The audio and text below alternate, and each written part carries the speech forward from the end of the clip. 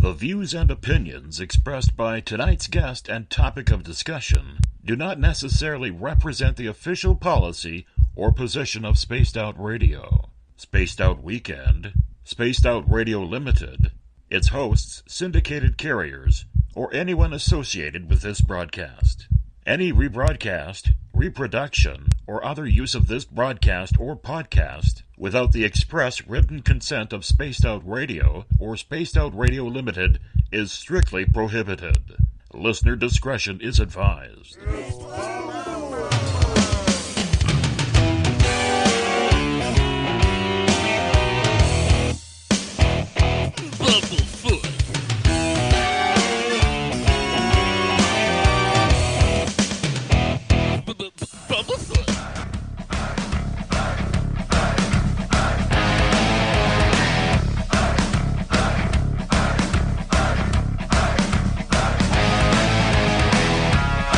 Are you experienced? Stop right there!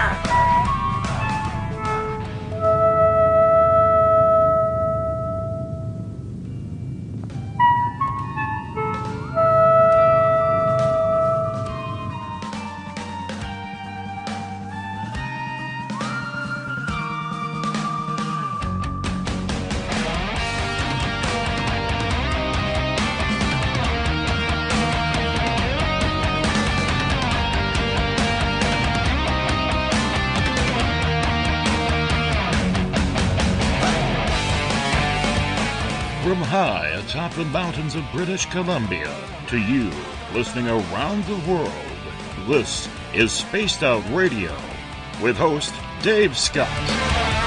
They let us play with all our toys, they let us think that we're big boys, they let us make a lot of noise, but we ain't rule the world. They let us think we're Superman. You can follow us on our website, spacedoutradio.com, on iTunes and TuneIn. Follow Dave on Twitter at Spaced Out Radio, on Facebook at Spaced Out Radio Show, or on our YouTube channel, Spaced Out Radio Show. I try to act so cool, but you know I'm just a fool for you. I will stop till I reach the top just to be there with you. Dave, oh Dave, are you playing with Bigfoot and aliens again? Dad, you gotta stop haunting the ghosts. It's scaring them. All right, seriously, put down the pointy sticks. Oh, the deeper I fall. Okay! Game on! Game on! Game on!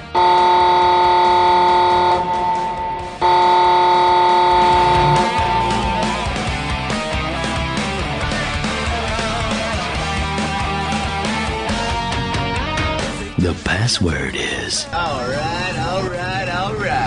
Buckle up, space travelers. It's time to go for a ride on Spaced Out Radio. Mr. Bumblefoot, Dave is ready for liftoff. I try to act so cool, but you know I'm just a fool for you. Seriously, Dave? Really? Aren't you a little old for a tinfoil hat? Hello, Toby. Bye-bye. Nephew. Bye-bye. Yeah, just please take your seat about her. They're at the edge. It's time for pickup.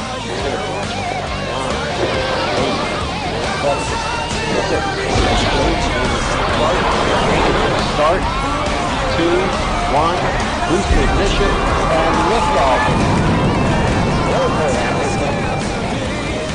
I'm such a lucky guy, 'cause after all this time, it's like the deeper I go, the deeper I fall. The deeper I go, the deeper I Good evening and welcome to Spaced Out Radio tonight. I am your host, Dave Scott. It's great to have you along for the ride on this Tuesday, August 15th, Wednesday, August 16th, if you're on the East Coast or across the pond. Hope you've had a great day and night. We are live right here in the Great White North on top of the very smoky mountains of central British Columbia. Couldn't even see a mile today due to the forest fire smoke. But we are still here 7 days a week. We welcome in everyone listening in on WQEE 99 Rock the Key down in Noonan, Georgia, home of The Walking Dead. We are live as well on the United Public Radio Network, 107.7 FM in New Orleans and over 160 countries around the world. We are also live on spacedoutradio.com, Spreaker, KTLK, The Fringe FM, Renegade Talk Radio out of Las Vegas, the High Plains Talk Radio Network, and if you're listening in on Revolution Radio, remember the Double R Machine is a donation station financed by you, the valued listener. Head on over to freedomslips.com and donate today. If you like our music, get your horns up for the guitar god himself, Mr. Ron Bumblefoot THAL, formerly of Guns N' Roses, currently of Art of Anarchy. Bumblefoot is the official music of Spaced Out Radio. Hey, if you're all over social media like I am, follow me on Twitter at Spaced Out Radio. Give our Facebook page a like, Spaced Out Radio Show. On Instagram, I'm at Dave Scott, SOR. Subscribe to our YouTube channel, Spaced Out Radio Show. Listen to us on iHeartRadio in the United States. Tune us in on TuneIn. Download our shows and subscribe to our channel on iTunes. And, of course, our website is spacedoutradio.com. Now, if you want to take part in this show, you got to do me a favor. You got to sign into one of the chat rooms. You can either go on Rev Radio, Spreaker, the UPRN chat room, or join us on Facebook at the SOR Space Travelers Club. Or if you're on Twitter, be like Rhonda, Andrew, Jeff, Nicholas, and use the hashtag SpacedOutRadio. I will connect with you live during the show as well. Head to our website for $5 a month. You can become a member of the SOR Space Travelers Club. And as of right now, go to our store, pick up a t-shirt, pictures, posters, stickers. We have the Encounter online for you to read. That's where I hide my blog. And if you've had an experience you can't explain, fill out an SOR Sightlines report, or if you want to watch some video action, check out Tim Doyle's UFO Seekers videos or Leslie Mitchell Clark's Contact TV. The hunt for the truth, especially when it comes to the paranormal world, is a long and windy road. And sometimes it's a lonely one, as people who are in this field know the reputation that comes along with it.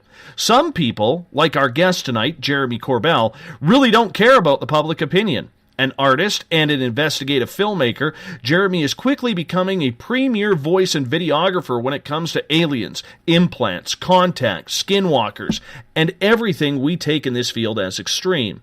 Exploring the extraordinary beliefs is where he has taken his passion. The reason? Probably much like all of us.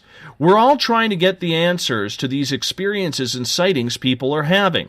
Jeremy has documented the surgical removal of alleged alien implants. He's also obtained deathbed confessions from former CIA and government intelligence officials who claim to expose the truth about the UFO reality and the worldwide phenomenon.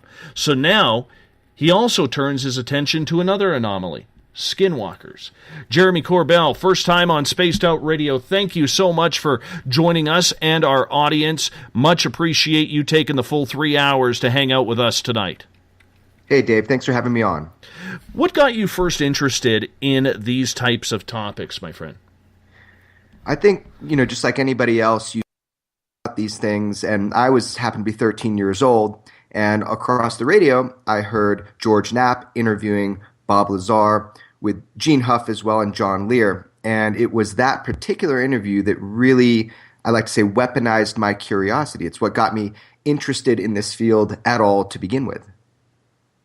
Did you think that, say, 20 years later, that you would be doing this for a living and that you would be the guy tracking things down? No, not at all. I didn't even think that, 8 years ago. This is an accidental profession for me, being a filmmaker working on these extraordinary stories. I was a mixed martial arts athlete and an instructor, and that's all that I ever anticipated that I would do with my life. I loved it. But, things have a way of changing. And sure enough, my life dramatically changed, and I found myself now doing this. You know what? I'm the same way, but in a different context. I lived a very happily boring life, Jeremy, up until I saw the angel of death in my mother's eyes back in late 2013. And from there, the experiences just happened, and I'm like you. I need to find these answers, and that's what led to the creation of this show. The one thing that I'm very interested in regards to, because we actually brought this topic up a couple of times about a week, 2 weeks ago, and the fact that, there is this crowd, and you met a lot of them and have chatted with a lot of them with events like Contact in the Desert, where you spoke earlier this year. There is a crowd, whether it's Stanton Friedman, whether it's Linda Moulton Howe, Whitley Strieber, whoever it is, there's this older generation that really seems to be pushing hard still to get the stories out, get the information out. But there really isn't a lot of people in their 20s, 30s, even early 40s who are making a true statement that I'm going to be the one to help carry this torch. Did you ever think about it that way when you got involved or you started getting invited to events like Contact in the Desert? Not at all, actually. Wasn't my perspective at all. I did notice that there was, sort of a participation in an older generation, and there was a great interest with a younger generation, but the participation wasn't there. And I'm happy to say I see that is changing now. Surely over the years, as I've been interviewing some of the people that I've been lucky enough to interview, as some of them passed away, it really gave me perspective that this information will be lost if it's not picked up and understood from our history of looking into the UFO phenomenon and all things, dealing with the phenomenon, UFOs and beyond. So the idea here is that if we don't look at those who came before us for guidance and direction and for the pitfalls, which are surely waiting for us at some point, then we are going to misstep or make mistakes. So it's really nice to know that there are people looking out for the younger generation as this information comes forward. I think there's more people involved in this field, but nobody has really grabbed the ball from, say, a Stanton Friedman or a Richard Dolan type person, or Grant Cameron, Stephen Bassett, names we're all familiar with. Are you really surprised that there's not really that name, maybe Jason Martell, maybe Giorgio Tsoukalos, yourself, that has really jumped into the fray to say, you know what, I'm going to take the bull by the horns. I'm going to talk to these people, see who they're talking to, and see if I can take it to that next level, because there is a generational gap that I think everybody in this field needs to be concerned about when it comes to information. Yeah, it's an interesting point of view. I'm, fairly optimistic in that the UFO topic and the topic of all things phenomenology, this is of just primal interest to everybody. There's not a single person on this planet who doesn't find this information fascinating if they look at it with any type of sincerity. So I feel very hopeful. I think it's a matter of education and exposure. It's basically like the UFO phenomenon. If you don't have big questions, you really haven't looked at the evidence, not even from a cursory glance. So I am very hopeful. I think that I am, in some way, carrying the torch and bringing things forward from those who came before me. But there are oceans and oceans of people out there with interest in this subject who can become participants rather than just consumers of this information. And I think that's really important. We need bright minds. We need people to join. I agree with you 100%. And me at 44, I think I'm on the outer edge of that cusp in trying to get that message out. Although the beauty part about radio, I never have to go on camera because I do have a face for radio. Some would say a voice for print as well. But the main thing is a radio career you could still do into your late 60s, 70s, even 80s. Whereas in film, if you want to get in front of that camera, you have to have that credibility as you age in order to keep that respect going. That's why a guy like George Knapp, who is honestly a hero of mine, because I think he's one of the only true journalists left in the United States that calls stories down the middle, that's why he's able to keep going. Not only is he still damn good, damn respected, but he also has that ability to call the shots down the line the way journalism should. Yet, when we get today's younger generation, and what I see in hosting this show, whether it's about paranormal and ghosts, cryptids like Bigfoot or skinwalkers or even aliens, I see a lot of people coming through this field right now, Jeremy, who are trying to promote their opinion as scientific fact rather than doing the research down the middle. So how do we combine all of that to get some sort of steady base of information flowing? Yeah, that is actually, you're identifying a really, really important thing and a very, very unfortunate thing, which is that there are absolute snake oil salesmen, charlatans in this field who come forward and are invited to these events to just spout absolute, almost like religious BS, telling people all of these theories and ideas that have absolutely zero basis in any type of factual reality. And people eat it up. They eat it up and they want more. And they keep getting invited to these conferences unchallenged with any type of just standard questioning of an individual telling a story. It's actually unbelievable. I made a joke, noise is the new black, meaning that that's the new fad, is just absolute disinformation. And it's sad. I'm seeing these things at multitudes of conferences. It's important that every individual who is interested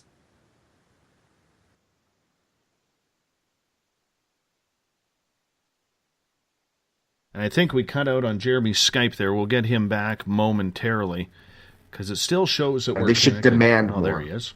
Sorry, you cut out there for about 20 seconds, my friend. Okay. I was just saying that is a real problem right now in the UFO field, that there are people coming forward telling stories and lies that have no basis in reality. And it's up to us as individuals coming to hear what people have to say that we demand a higher level of evidence and a higher level of character from these people.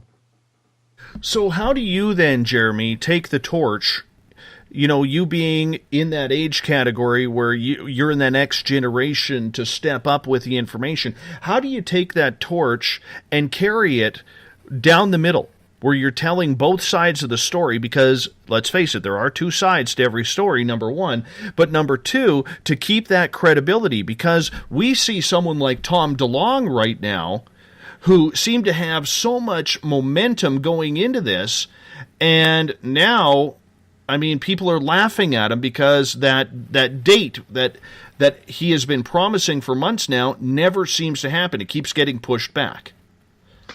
Yeah, I happen to know Tom, and I think his story is not over. I am rooting for Tom. I think that there's a lot that's not in the public realm that is going on behind the scenes. I myself am interested, too, to see where, the chips fall.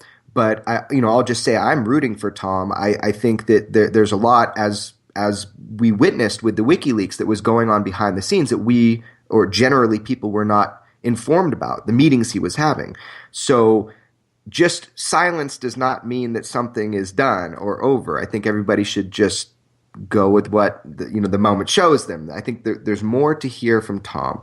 In general, though, I think that it's important that you don't get caught up in these traps that have been set, and these traps of where you become an agent of disinformation, where you are used in that capacity. That is something that is very real in the UFO world, and we've learned that back since the time of Jacques Vallée, when he talked about the manipulation and the disinformation within the UFO field and how it is real, how it is organized. And he talked about this in Messengers of Deception.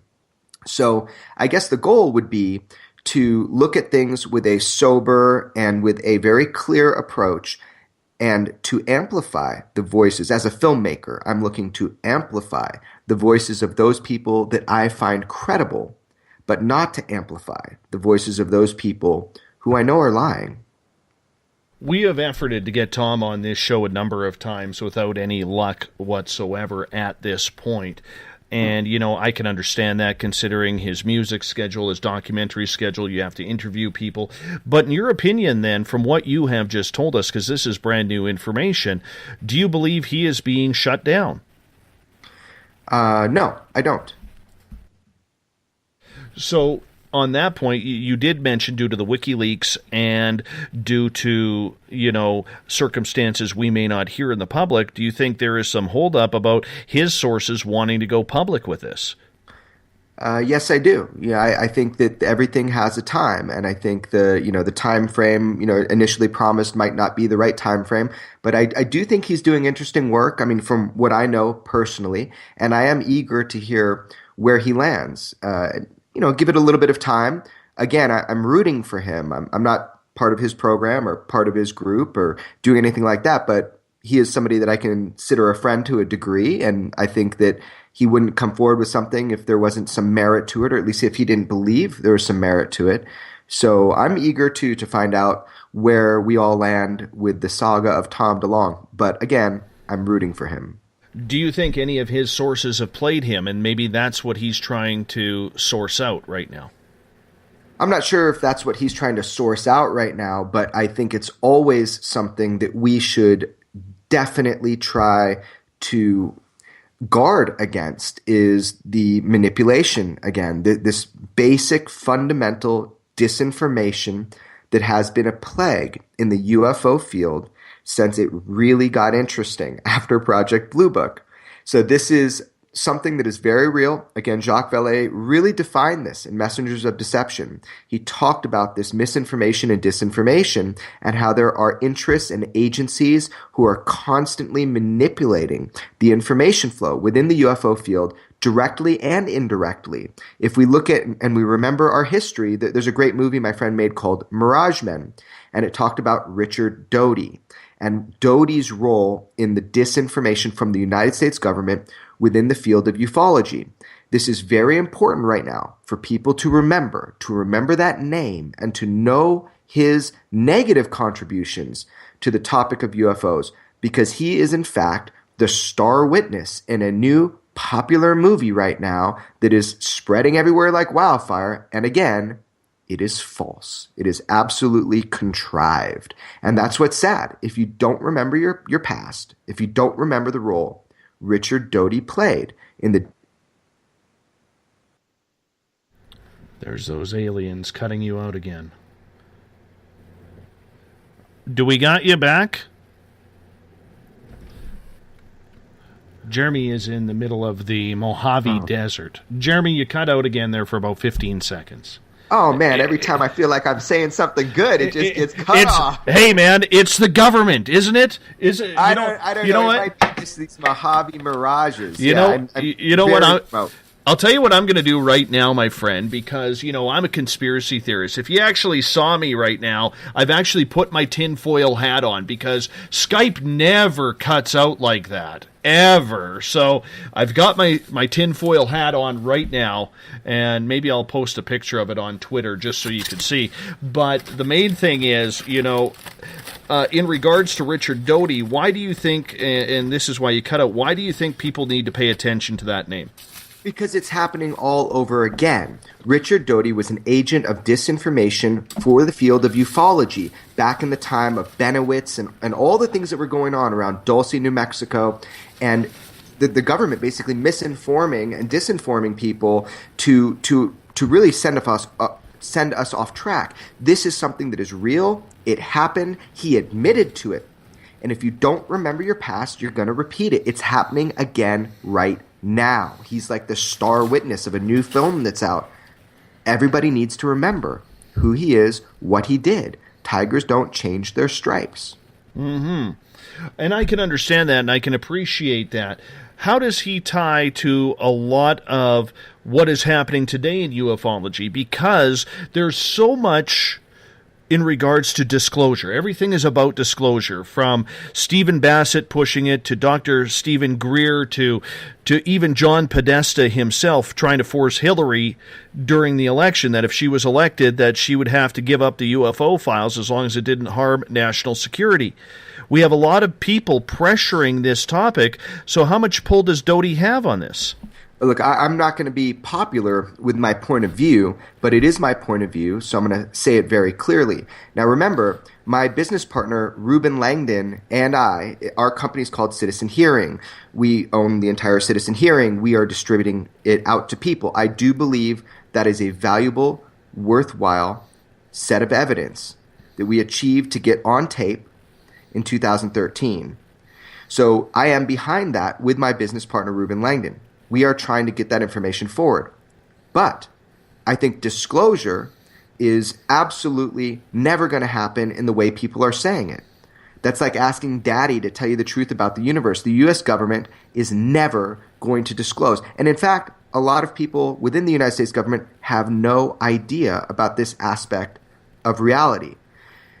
So you have that thing about disclosure. Again, it might not be the popular belief, but it is my belief that every time there is a sighting, there is a small amount of disclosure. Everything has been disclosed that can be disclosed.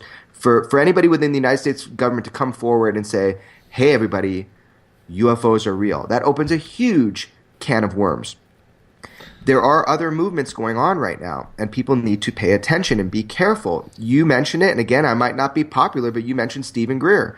I don't know how sick it can make me to hear someone in a position of power like him abuse public interest by spreading absolute lies. And that is my perspective. That's what I see happening. And that's also coming from the perspective of my mentors and those that came before me that tell me and show me the history that is now repeating itself. And Richard Doty is a prime witness within that new campaign that Greer is putting forward with the new movie, Unacknowledged. So, again, I see it as very problematic. Well, we're not real big Dr. Stephen Greer fans around here. He has turned us down on numerous occasions for an interview because we wouldn't pay him. I wouldn't submit a list of questions to him. Right. Apparently for him, our 140,000 person audience is not enough. And, I just didn't want to go through that and give him a bunch of free web time for his own advertisements on my website. Yeah, he's problematic for people trying to discover the truth, because for him it appears to be all about ego and absolute lies, just straight lies. When you have Richard Doty as your prime witness for your film, you have to really step back and take a look at that. It's a real shame. It's quite a shame, but it is in fact the truth. And you mentioned, I had no idea that you were business partners with Ruben Langdon. He has been on this show. I don't know if you and him talked about that. Didn't know that. But he was an amazing guest as well. Very talented.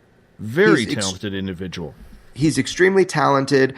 He also has a great deal of integrity. I've enjoyed working with Ruben when we were working together. I was originally the director for the Truth Embargo movie from the Citizen Hearing. I stepped in, to kind of take a bigger role with the organization when Ruben and I were trying to clean it up and get it streamlined for proper visual distribution, which we have. You can go to citizenhearing.org and you can get all 40 plus hours of original testimony on your computer screen at home. We worked really hard for that to be a reality, because that was in fact a historic event. Despite the negative personalities involved with it, it was an absolute historic event, and it's all captured. So I'm very proud of that. We're going to talk more UFOs later on in the show, because we're going to get into aliens, we're going to get into implants, more ufology disclosure. But the big reason why I wanted to bring you on tonight, and we talked about this months ago before I got evacuated from my house during the forest fires, you and I had a great conversation. You started telling me about how you were now going to be investing a lot of your time into learning about what the hell is happening at the Skinwalker Ranch and what a skinwalker is. So as you shifted from aliens and disclosure and everything along those lines, what made you decide that you wanted to take a look at skinwalkers? Yeah, well, this was an opportunity that presented itself to me. I'm a very nuts and bolts guy. I was really looking at this from a kind of a engineering or mechanical standpoint when I started to first look into the topic of the unknown and UFOs. But I don't think it's anything hidden. George Knapp is my mentor in journalism, so I worked and work with him on a number of things. One thing in particular is that he wrote the book on Skinwalker Ranch with Colm Kelleher, who is lead scientist for NIDS, the National Institute of Discovery Science, under Robert Bigelow, living on Skinwalker Ranch. So this kind of fell into my lap, being that George is my mentor. He says, look, Jeremy, this is real. What we investigated here goes far beyond UFOs and moves into the realm of what's best described as paranormal. The phenomenon that occurred at Skinwalker Ranch and occur include UFOs, animal mutilations, orbs, unknown creatures, poltergeist type events, just inexplicable events that seem to defy our known reality. So that's what pulled me in, was knowing George. So what do you think a skinwalker is? Well, I know what a skinwalker is as far as where the term comes from. And originally, the term comes from a number of Native American tribes. And a skinwalker is a shapeshifter or a sorcerer, a witch, a trickster. It's kind of the blanket explanation used by, for example, the Ute tribe, the Ute Indian tribe of northeastern Utah, to explain a myriad of frightening and seemingly paranormal events that have occurred primarily in the Uinta Basin for hundreds, if not thousands of years. So that is the traditional description of what a skinwalker is. Now, it's one thing to hear that, and it's another thing to speak with people who have actually engaged what I call the phenomenon, which is an encompassing term for all of these types of events and occurrences. And I was recently able to do that. I wonder if your guests know about Skinwalker Ranch. Maybe I can tell you just the basics. We can totally get into Skinwalker Ranch in regards to it, because that has to be, next to Dulce and Dugway, probably the biggest mystery going on in the United States, because I think we've all figured out what's happening at Area 51, even though it's not been confirmed. So let's get right into Skinwalker Ranch. Yeah, I think it is, in fact, one of the biggest mysteries of all time. You have a 480-acre property that's located just southeast of Ballard, Utah. And this was an area in the Uinta Basin, but on the sovereign nation of the Uinta tribe, that has been historically known as being a hotbed for everything from UFO to poltergeist type activity. And there was Robert Bigelow. Robert Bigelow was interested in UFOs and decided, over 2 decades ago, to buy this property and to put a crack team of scientists, PhD level scientists, on this ranch to do a long-term study of this activity and try to capture data, everything from UFOs and beyond. It turned out to be the longest scientific study of a paranormal hotspot in history. And that's something that is so interesting. This is one of the most studied places on Earth for this type of stuff. And that's just because the Skinwalker Ranch is the most studied, because that's where Bigelow put his time, money, and teams. But the entire Uinta Basin, everybody I spoke with in the Uinta Basin, everybody had some sort of anomalous experience. So it is not contained to the ranch. The ranch is just studied. The activity is happening everywhere in that area, everywhere. Why has Robert Bigelow had such an interest in what happens with UFOlogy and potentially any sort of hybridization program that people perceive is going on there? I don't know about a hybridization program. I do know that Robert Bigelow was interested in the UFO topic in general. That stemmed from his own personal sighting as a child. This is all something that he has said before. He actually recently went on 60 Minutes, which is a huge international show, talked about his parents' sighting. And, look, this is a guy who, like all of us, has an interest in this topic, but unlike all of us, had the funds to put into it on an extraordinary level. He has put more money into researching this topic than probably any human individual on this planet. So that is something that I think is born from a curious person who has the means to throw a lot at it. And so that's why Robert Bigelow got involved, was just, I think, curiosity. He no longer owns the ranch, though. But he absolutely gets vilified for everything that he has done, whether it's being former owner of the Skinwalker Ranch, whether it's financially investing in MUFON. He just seems to have ties everywhere. And when you have a gentleman with pockets as deep as his, you know there has to be some sort of government influence going on, because money does talk. It doesn't matter what type of commerce you're in. Yeah, I suspect there's some sort of influence from those parties who are interested and have always been interested in this topic. But in general, I would say Robert Bigelow has done more for the UFO topic than almost any other person. He gave $1 million to MUFON. $1 million. And they bickered and they fought and they pissed it away. And it's, how much can you vilify Robert Bigelow when, in fact, it's kind of our own squabbling, which is squandering the opportunities that he has presented. And I can understand that. I don't know the man, and I'm going to be honest with you, I haven't researched him that much, even though his name continually comes up on this show one way or another. But he is able to stay as a little bit of a man of mystery in this, and do you think that's what goes against his reputation in regards to figuring out the answers in this field? I think people are just very greedy and selfish, and they want all the answers and they want them now. And I think that Robert Bigelow has silently funded a number of great researchers and colleagues of mine, people that preceded me more, probably decades ago. But I would say that the vilification of Robert Bigelow is unjust, unfair, and just stupid. I think that if you look at what he's actually done, I think he's done a lot of great things for the study of ufology and the paranormal. Do you see him stepping up more into the limelight? Have you ever met the gentleman to tell us what he's like?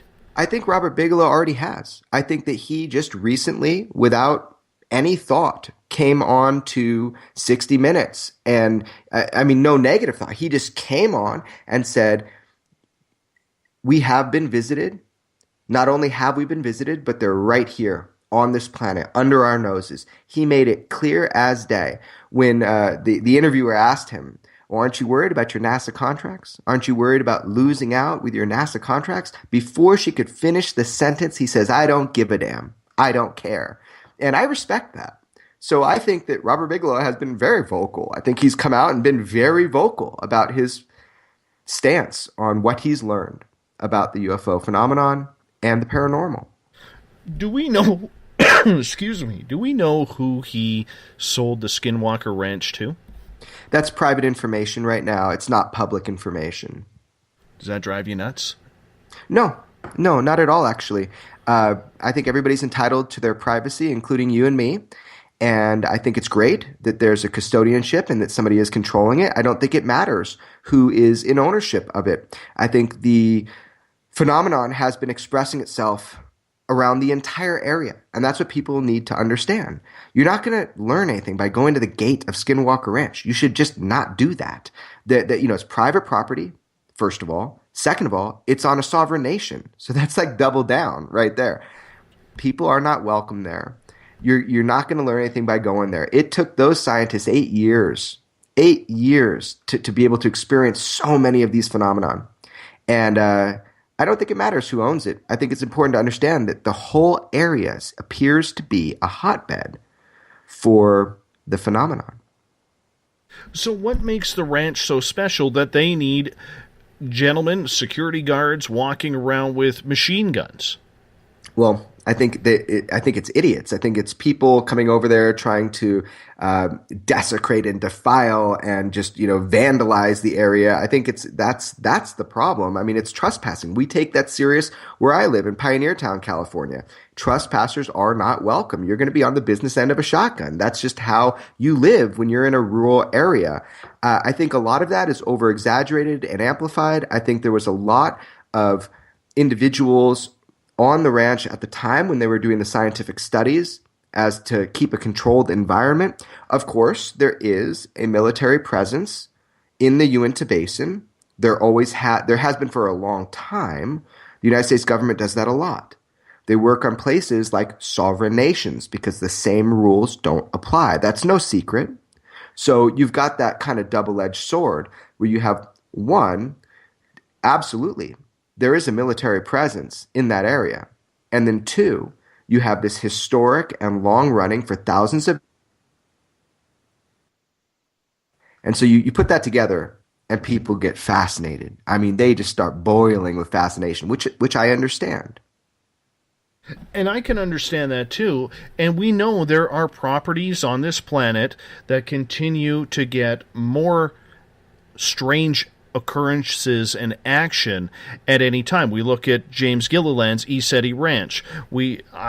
Where I had most of my experiences up here in Canada happened on a 10-acre parcel that a friend of ours used to own. There are just pieces of land where it just seems like everything comes together for those type of happenstances. Do you believe that's what's happening at Skinwalker Ranch, or do you believe there is some sort of, as you mentioned, there are scientists there, there is scientific experimentation going on there. Do you think that it's a result of what has happened there, that the scientists are there studying it, or do you think it's because of them being there that we're seeing more things happen? No, it's absolutely, this is not a chicken or the egg kind of thing. There wouldn't be scientists there if there wasn't a high strangeness for, throughout history there. That area in, Fort Duchesne area, the Uinta Basin, is a place of high strangeness. It's a place where the world is thin, is the way that it's said. I don't have the luxury of disbelief. I need to come at it now understanding that. I have interviewed too many people in those areas, and I just, kind of have done enough research to know that this is one of those places. There are many places like that on our planet at any given time. There are places where it will occur for a period of time. If you look at historically some of these mass sightings, even like the Phoenix Lights, there was a bunch of high strangeness going on for a multitude of days before that. Same with Stevensville, Texas. It wasn't just one event on one day. This is something that occurred over time. This is also like Point Pleasant and the Mothman. This occurred over a durational period. It was as if a door opened and a door closed. So this is something that we'll see on our Earth throughout time. There will be places, again, where it appears the world is thin. And in these places, you will have these sightings of creatures. You'll have these sorts of pathways into other realities. You'll have these unidentified flying objects sighted. It's just a fact of the matter. So when it comes to the Skinwalker Ranch being on First Nations land, or sovereign land, as you put it, up here we call American Indians First Nations. And up here we have a lot of First Nations territory that has a lot of strange things happening as well, both in UFOlogy and a lot with Sasquatch up here. Does the legend of the Skinwalker start with them, or do you believe it is what a lot of, let's say, pseudoscientists believe is one of the experimentations gone wrong at the ranch? No, the phenomenon and what is seen goes back thousands, if not hundreds of thousands of years. So the problem with saying these are government experiments, or this is the United States government, these UFOs are, craft of ours, black project craft, or just that these sightings of creatures are some sort of biological entity that has been, developed.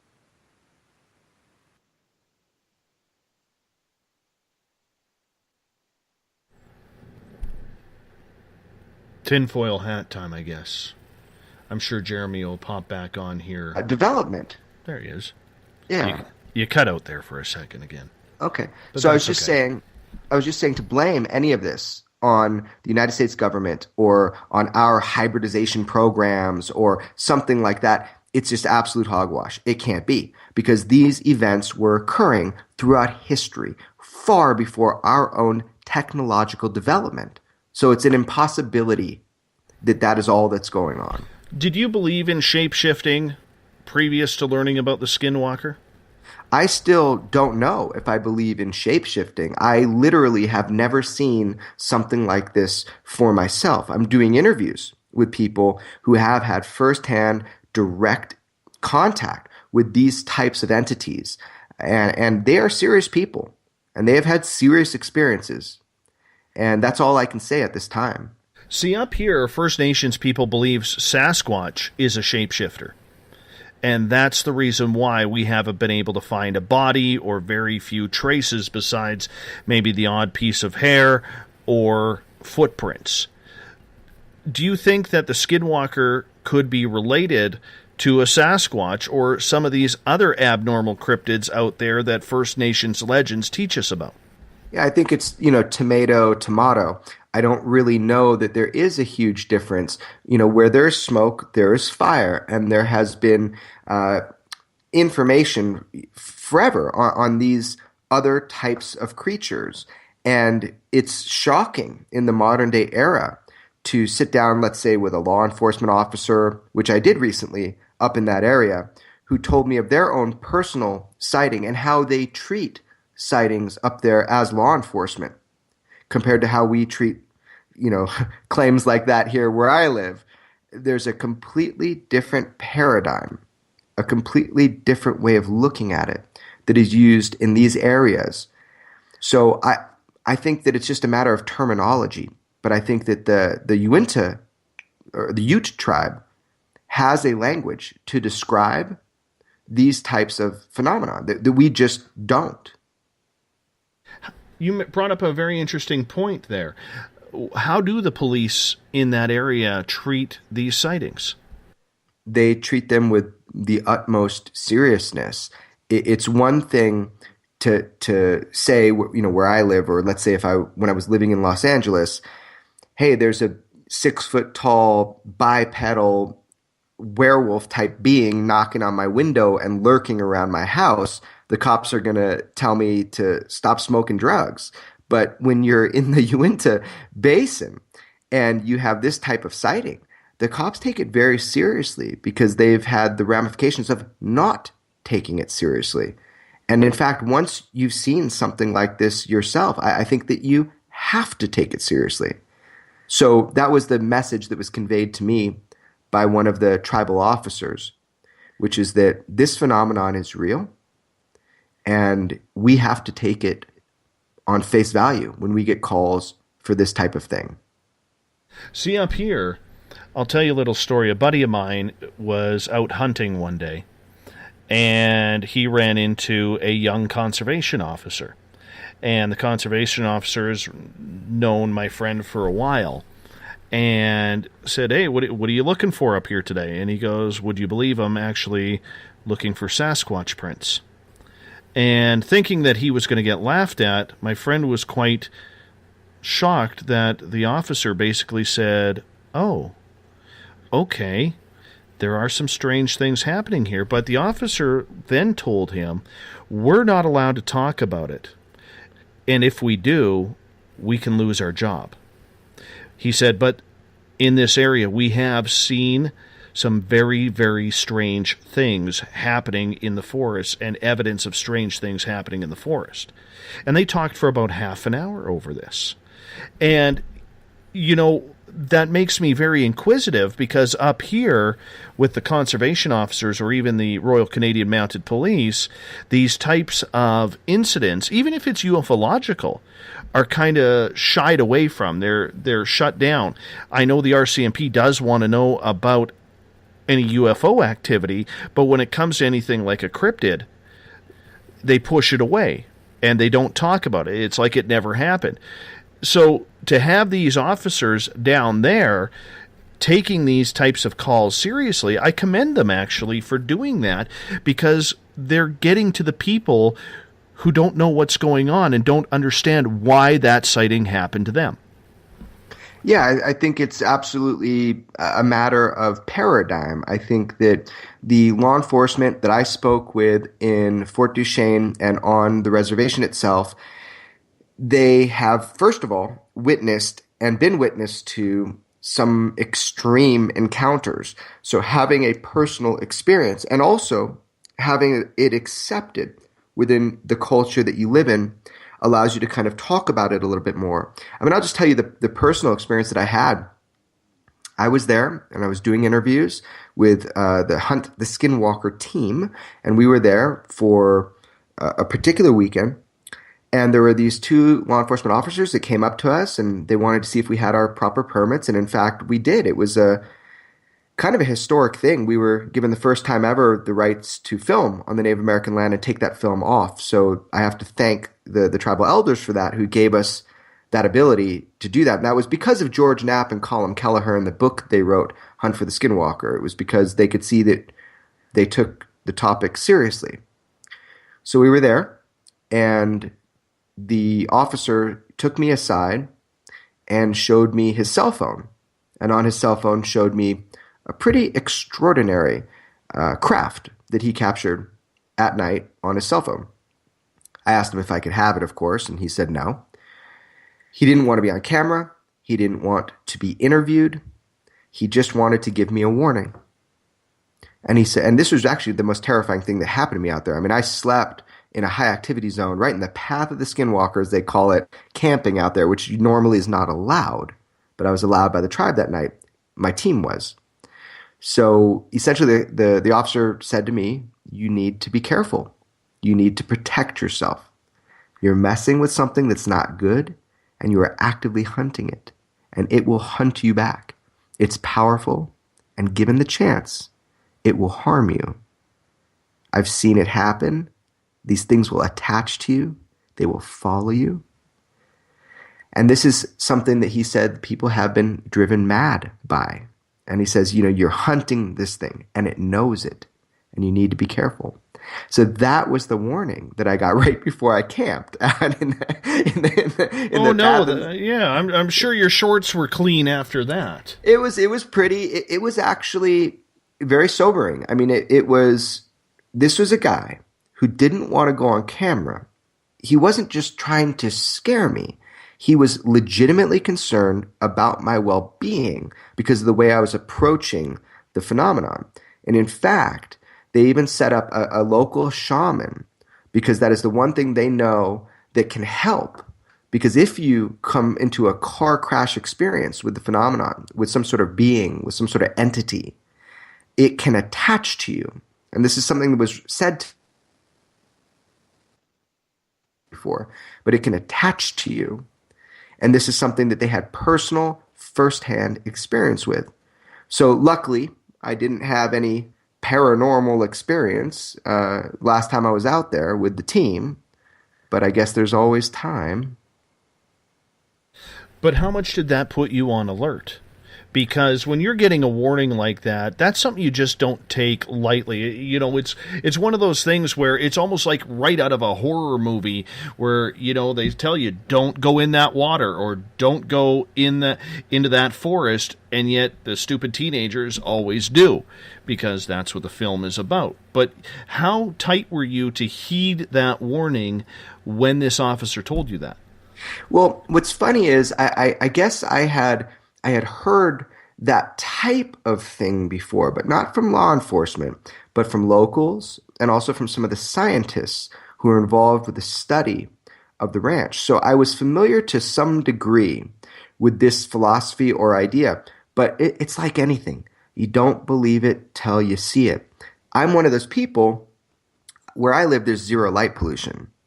I love stepping outside in the middle of nowhere where I live, and I feel completely at peace when I'm just walking through the Joshua trees with no soul around, just the animals.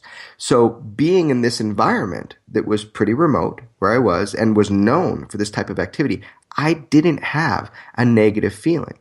I didn't have fear. But that might just be ignorance. And that might be because I didn't experience anything yet. Again, there's still time. I would like to see if this is real from a personal experience. I'd like to see if this is real from an experiential point of view. But I just can't say that I have experienced that yet. But the people that I talk with and the people that I've been interviewing for this project, and you can see a lot of it at hunttheskinwalker.com, but when you go there, it's a treasure trove of information, past and present. There's a lot coming out. There's a lot that's been held back from the public. There's a lot that's been kind of sit on for years. But that is changing. Information is now coming out. We got time for one more question as we got about 90 seconds before we got to go to break. This is from Lisa. How did you protect yourself when you were out there then? You know, honestly, I feel protected. I didn't do anything special. I mean, every day I feel like I'm an aware person and I'm a positive person. If something's going to come at me, then it's going to come at me. So there was nothing that I did in particular to protect myself. But again, there's nothing that I did in particular to make myself extremely vulnerable. So, I mean, look, I camped out there and I really went for it. And I really looked into this and I'm going to continue to look into this. But I didn't do anything in particular, but I was told what to do if I encountered anything out of the ordinary. There are rituals that you can do that are time-tested, I guess. Are you willing to share those with us in the next hour? Yeah, absolutely. All right. That is awesome, man. I got to write that down. Sometimes my left-handedness doesn't work very well, but we got it written down. Jeremy, how exciting was that experience for you? Would you do it again? Oh, I'm going to do it again.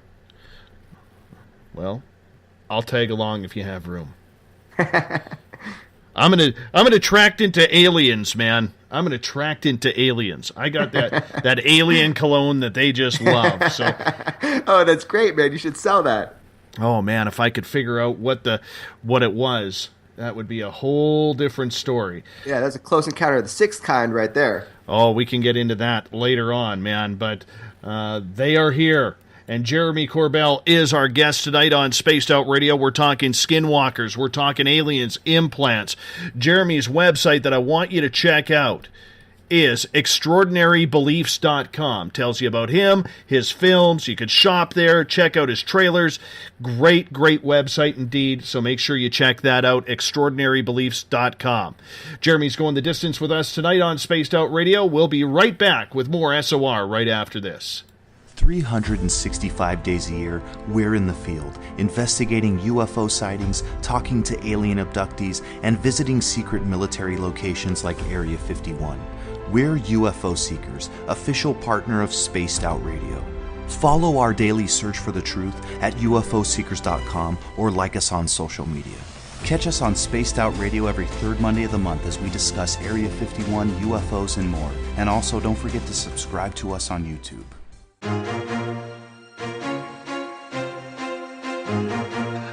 From coast to coast to coast, Blacklight Uncharted is taking on the paranormal across Canada. From ghostly hauntings to the UFOs flying above in conjunction with MUFON Canada, we're closely investigating what's going on in the northern skies and checking out the apparitions that walk among us.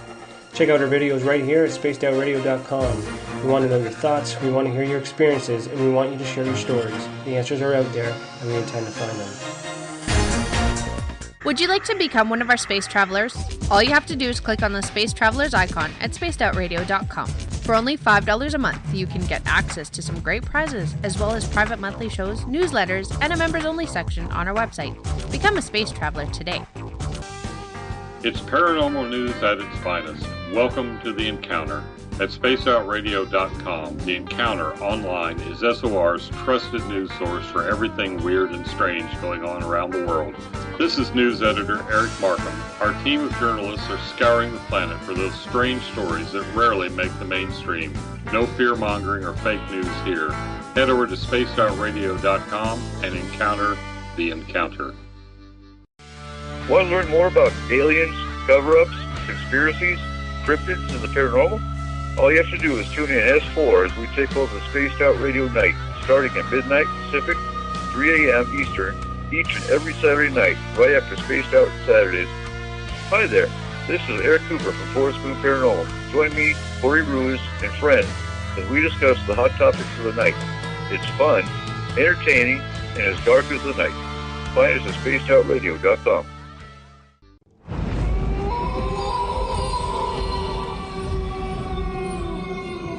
Hey, this is Canadian Paranormal Investigator Mike Moore. The third Wednesday of every month, I'll be teaming up with Dave Scott to bring you Ghosts of the Great White North. Each month, we will bring on guests from across Canada to discuss their ghostly encounters. Canada is a paranormal hotbed with stories you've never heard, so we're going to bring them to you. So get comfy on your Chesterfield, grab a donut, and join us, eh?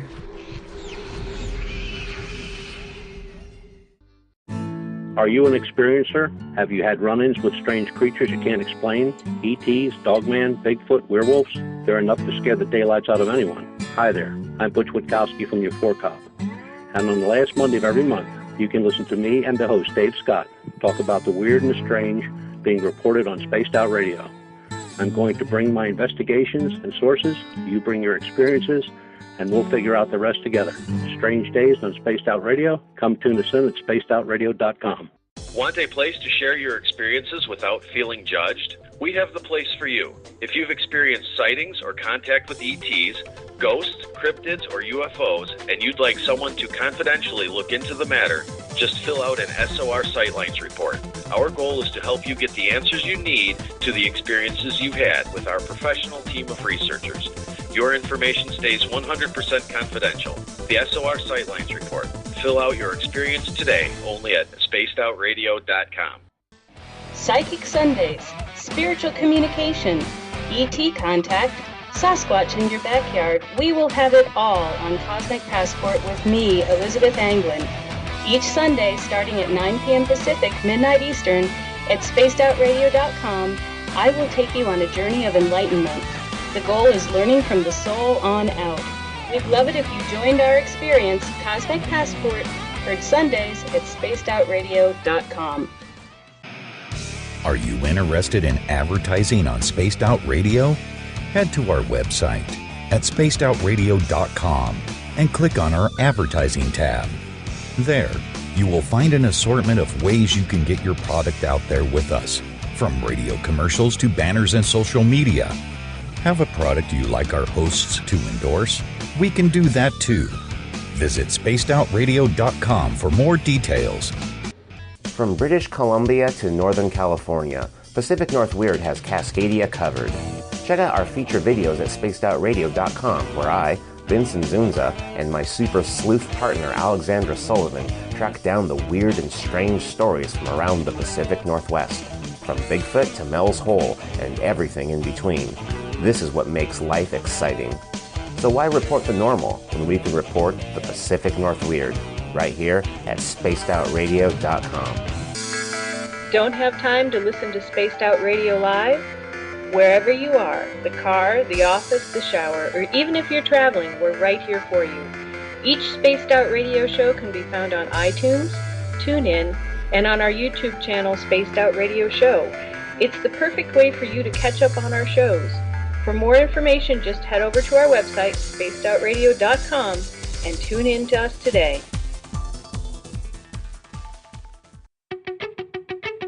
Welcome to Spaced Out Saturdays with me, Dave Cruz from Beyond the Strange. Our weekly feature on spacedoutradio.com will take you around the world discussing everything from the paranormal to the latest conspiracies from the top guests in their fields. We won't leave any story uncovered. Spaced Out Saturdays at spacedoutradio.com starting 9 p.m. Pacific, midnight Eastern. The views and opinions expressed by tonight's guest and topic of discussion do not necessarily represent the official policy or position of Spaced Out Radio, Spaced Out Weekend, Spaced Out Radio Limited, its hosts, syndicated carriers, or anyone associated with this broadcast. Would you like to connect with us? Head to spacedoutradio.com for all your latest show info. And hit us up on Twitter using the hashtag Spaced Out Radio. Now, back to Dave Scott and SOR. Welcome back to Spaced Out Radio tonight. I am your host, Dave Scott. Good to have you along for the ride. Tomorrow night on the program, Ghosts of the Great White North. We're talking ghosts here in British Columbia. Mike Boren will be with us. We're going to talk about the ghosts in Vancouver.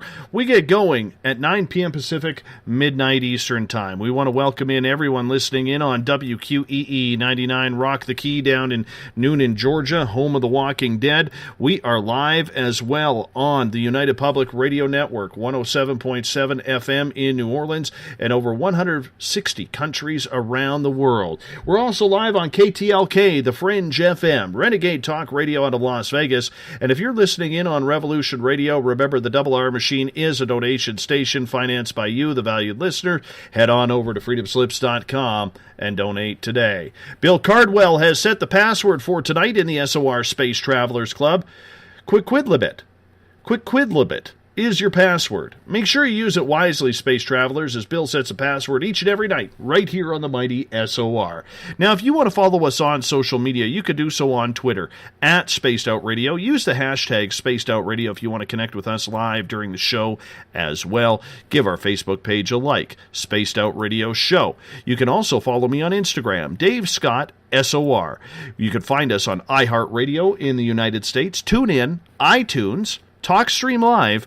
Our website is spacedoutradio.com, where we have a plethora of features for you, including joining the SOR Space Travelers Club for $5 a month, rock out to some Bumblefoot, read up on the encounter online. My blog is on there. You can also shop at our Spaced Out Radio store, watch some Contact TV or UFO Seekers videos as well. Everything at spacedoutradio.com. We welcome in artist and investigative journalist, movie director, wears a lot of titles. Jeremy Corbell is our guest tonight. His website, which I highly suggest you check out, is extraordinarybeliefs.com. Jeremy, welcome back. Hi, how you doing? Awesome. Right before the break, you were telling us, or about to tell us, about the rituals that you had to prepare for just in case you ran into a skinwalker at Skinwalker Ranch. Yeah, well, the general consensus, even from the scientists that worked at the ranch during the NIDS era, was that you should be mentally prepared, kind of fortify yourself. Don't be aggressive, but allow yourself to be an observer, but don't let anything too close or don't, too deeply in. But the actual law enforcement out there and a number of people, tribe members, who told me about the way people deal with these phenomena is they say you can leave tobacco is one thing, for example, in the path of the skinwalker if you do encounter something. But the real medicine, I guess, is done by the professionals, by the shamans. So if we were to encounter something during our most recent stay there, while we're camping in the path of the skinwalker, there was a shaman that we could call upon afterwards to get a cleansing, an official cleansing ceremony. And apparently that's it's that type of thing can be very helpful when you have these types of encounters. Again, I did not have an encounter. This is just something that was offered if I did. Now, were you prepared to call that shaman just in case? On speed dial. I bet. I absolutely bet. That doesn't surprise me, my friend. So when you were there, did you have any strange noises, maybe creatures that you didn't recognize roaming through the bushes or howls or screaming happening? Was there anything odd that really made the hair stand up on your neck? Quite interestingly, I was almost on skeptic.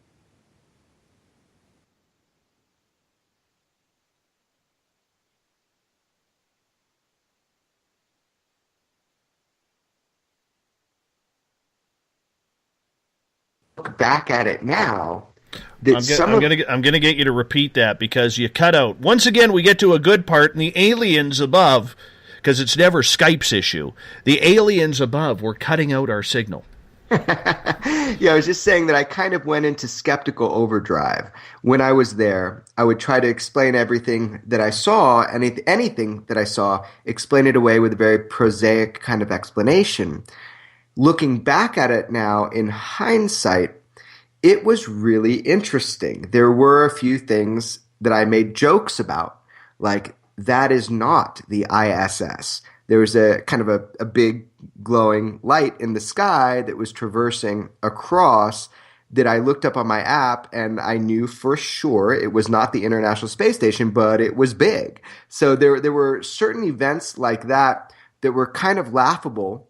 It wasn't, like a car crash with the phenomenon where it's just in your face, undeniable, a mothership, a being, a creature It was nothing like that.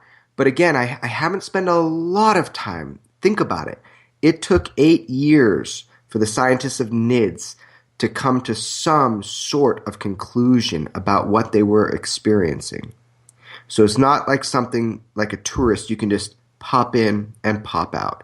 This is a long-term research project. There are a lot of people out there who say the Skinwalker has many definitions as to what it looks like. How would you describe what it looks like to you? This question comes from Dawn in one of our chat rooms. Well, hi, Dawn. First of all, thanks for tuning in. Thanks for the question. I have never seen what people call a skinwalker that I know of, so I have no idea what they would look like. But it is said to me a skinwalker is something that can change its skin. It can take on any physical form. So I think it would be hard to define what a skinwalker is. However, there are a variety of reports of dog-like or wolf-like bipedal, walking on 2 feet, types of animals, really large, that are said to be skinwalkers. So in the Ute culture, and again, where I was in particular in the Uinta Basin, Skinwalker Ranch, I guess it's easy to say that the common description of a skinwalker would often be this bipedal kind of wolf, half-wolf kind of human entity. But again, I think the lore of the skinwalker is a skinwalker can take on any shape, any form that it wants to. Now, for a lot of people who may not know, a skinwalker is said to be a shaman that went rogue, per se, or evil, or demonic, something along those lines, trading their healing for eternal life. Would I be correct on that? That is a description of them. Again, what I said earlier is that it appears that the skinwalker is kind of a blanket explanation used by, for example, the Ute tribe to explain a myriad of frightening and paranormal events and beings and entities. So it's hard to say specifically, but yeah, that is part of the description. That is part of the lore. So while you're up there and you're waiting for something to happen, were you guys, as you and your crew, just experiencing anything whatsoever? And I'm not talking sightings or anything. I'm saying your nerves, your senses, were they heightened? How did your crew feel about being up there? You know, I think just like in all personality types, there's a wide spectrum. I think that there were some people that had elements of terror. There are some people like myself that just felt good. I think it's across the board. It's a very personal thing. The whole area is enchanting. The whole area is interesting. I think it's really talking with when people really open up to you, when they get beyond the "you're going to judge me about what I'm about to say" kind of thing. I mean, look, I know from studying the UFO phenomenon that most of the witnesses I speak with, there's a much bigger story than just seeing a light in the sky. But they feel that if they told you that story, that you just simply wouldn't believe them because it's that strange. And I think it's similar in the Uinta Basin surrounding Skinwalker Ranch, is that if people feel that you are not going to listen to what they're saying or you're going to mock or ridicule them, they're just simply not going to tell you. You will be shut off faster than a light bulb. I mean, you're done. No one will talk with you. But when you get people to open up and when you take them seriously and when you investigate their claims and you look at what they're saying, then they appreciate that because they are interested too. And then doors will open. That's actually an intriguing question because I know up here, doesn't matter if it's near the coast, near Vancouver, or even up north where I live, First Nations people here are very, very critical about what and how much they say about Sasquatch. The belief that they have is, well, the white man is just going to make fun of us anyways and shoot down all of our stories, so why should we even bother telling them? if they're not going to believe us. And they protect that value very, very seriously when it comes to Sasquatch. Did you find that from the First Nations in that area? Well, actually, I find that with almost any witness that I work with, from government witnesses. Like, I just spent a week with Bob Lazar filming him, and that, at his home. And that took years of getting to know him as an individual and earning trust. And I think that's just the way that it is when you're making a documentary film. I mean, that's what I do for a living, is I find individuals of high credibility with extraordinary stories and beliefs, and I look into those stories and beliefs. And so anytime I'm doing this work that I do, you're going to run into that situation where you need to earn people's trust continuously over time, never stopping, and you need to renew your trust on a regular basis. So I think it's not necessarily just a cultural thing. I think it's a human thing. It's a human thing to not want to be alienated and not want to feel alone. And I think that these things we're talking about are so extreme. They're so impactful into the human psyche and the human mind and the human experience that I think we need to tread with care, and we need to establish trust with people and maintain that trust. How many skinwalkers are said to roam that area of the ranch? Oh, that I don't know. That's almost an esoteric idea. I really don't know. All I know is that there is a whole lot of activity in that entire area that we would consider anomalous, and I'm looking into it. Man, you're piquing my curiosity. You have no idea how much you're piquing my curiosity. As someone who has been face-to-face with Sasquatch and extraterrestrials, you have no idea right now how much I want to get on a plane and fly down there and join you on that one. But I got a great question from Robin in the SOR Space Travelers Club. Do the skinwalkers seem to protect their heritage and their land?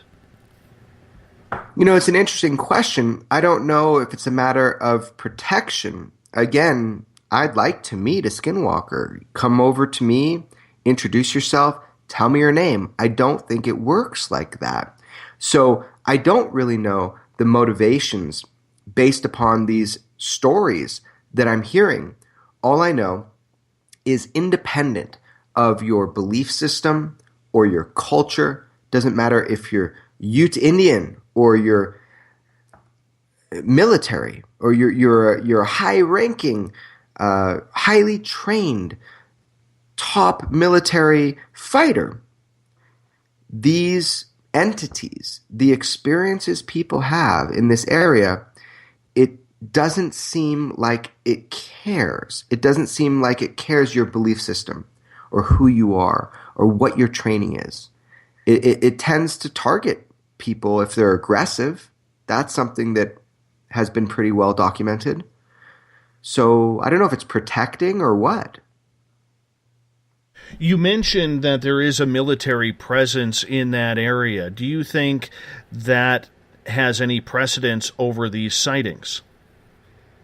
It's a really fascinating question that I am myself grappling with, because there absolutely 100% has been and is military interest in that specific area of Fort Duchesne on that Native American land. So with that said, we need to distinguish what is that interest, and also what is the difference between, let's say, a military helicopter and a true unidentified flying object, or some sort of psychological warfare practice and an actual encounter with what people call the skinwalker. That's where the lines get really blurred, is if there's psyops operations going on in that area, how do you distinguish the difference? The one way to distinguish the difference is time. 100 years ago, there were no psychological operations that were going on in the Uinta Basin. So anything we're doing now of that sort can get confused, but it is something that we cannot get confused. That happened 100 years or over. And remember, these accounts go on for thousands of years, as far as we can tell. I find it very interesting that the military just happens to be huddled in, by your description, huddled right in there towards it, maybe within a few miles or something along those sides. But it always just seems very intriguing to me that a lot of these areas where this high strangeness occurs, there always seems to be an Air Force base or a Navy base or an Army base right there. I'd want to study it too. I'd want to study it too from a military perspective. I'd want to assess the threat. I'd want to see what tactics can dissuade the phenomenon. I would like to study it too if I was part of these military operations. Now, the issue that we have here is that there are military operations in so many places. Just because there's one here, or there has been one here, or there continues to be one here, it doesn't mean that it's anything special. There are sovereign nations within the United States that are used all the time, that are leased all the time for military operations. This is not unique. This is something that we do as the United States military. We do this all the time. So it's really hard to know the correlation between these unique events in this place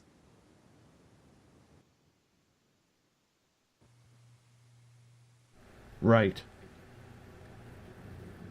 I mean, I do know what types of military operations were happening in this area. One of the most interesting things to me was these low-frequency electromagnetic tests that were being done, almost like, imagine landmines, but sonic landmines. There were some really interesting projects. I know the names of the projects that were going on in these areas back in 2005 to 2007, let's say.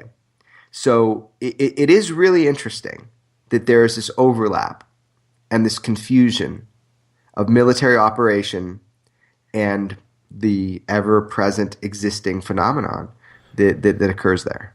Do you believe, then, that there is a correlation between the two? Well, I mean, the correlation is us. I think both of these things are going on. Now, is the military there, to study this? I would assume yes. I would want to study this myself if I was coming from a military perspective. So I'm not going to rule that out. In fact, that's pretty logical to me. It's pretty logical that there would be a military interest in this really extraordinary phenomenon. So do you think then, or did this change your idea in studying the Skinwalker about magic, spells, dancing with the devil by the pale moonlight, if we want to go down that road? Actually, that is unfortunately outside of my scope of knowledge. I don't know much about that stuff. I'm not a superstitious person. I do believe and I do feel that there's an intuition that we all have, and if we focus on that intuition, a lot can be revealed in our own journey and in our own lives. But that's about as far as I go. I've never been affected by this sort of thing. I don't really know much about it. It literally is outside of the scope of my knowledge base. So, Jeremy, what have you concluded then, after being out there, doing a bunch of filming, talking to the experiencers, getting their side of the story, the professionals as well? What did you conclude out of this visit on the Skinwalkers? There have been people that have spent a lot more time than I have looking into this mystery, and they would probably be more able to answer that question. If you remember NIDS itself, the scientific team, they concluded that there was a phenomenon and that it was somehow engaging participants, and it used its consciousness, and it had a premonitory ability, that it was a trickster. They came up with a lot of conclusions. They didn't know precisely what it was that was engaging them, but they did come up with a number of conclusions that they felt pretty good about. Ultimately, we don't know what this is. The people that have spent most time on this don't know what this is. But I think one of the great things that came out of the studies at Skinwalker Ranch, and something that will reveal itself even more now, is that the scientists that worked there, they really guarded from establishing boundaries around any of the phenomena. So we have some sort of addiction as a human being to categorize things. That is, it's a classifying and putting data sets into boxes is a sort of a human addiction.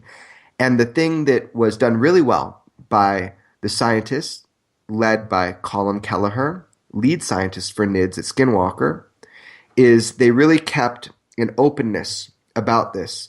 So they didn't draw a specific line between the UFO and the paranormal. They allowed the data to present itself. And I think this is one of the greatest things that happened thanks to Robert Bigelow, thanks to the NIDS experiments and presence at the ranch, was keeping an open mind and taking in the data. The things they experienced were so tremendously strange, so absolutely tremendously strange, that it really rings a bell. It makes us have to look into this more. So I suggest that all your listeners go to hunttheskinwalker.com and familiarize yourself with the book that George Knapp and Colin Kelleher wrote called Hunt for the Skinwalker. By reading that book, you will prepare yourself for what is going to come out about this topic through that website over the next couple years. When do you plan on bringing this documentary to the public?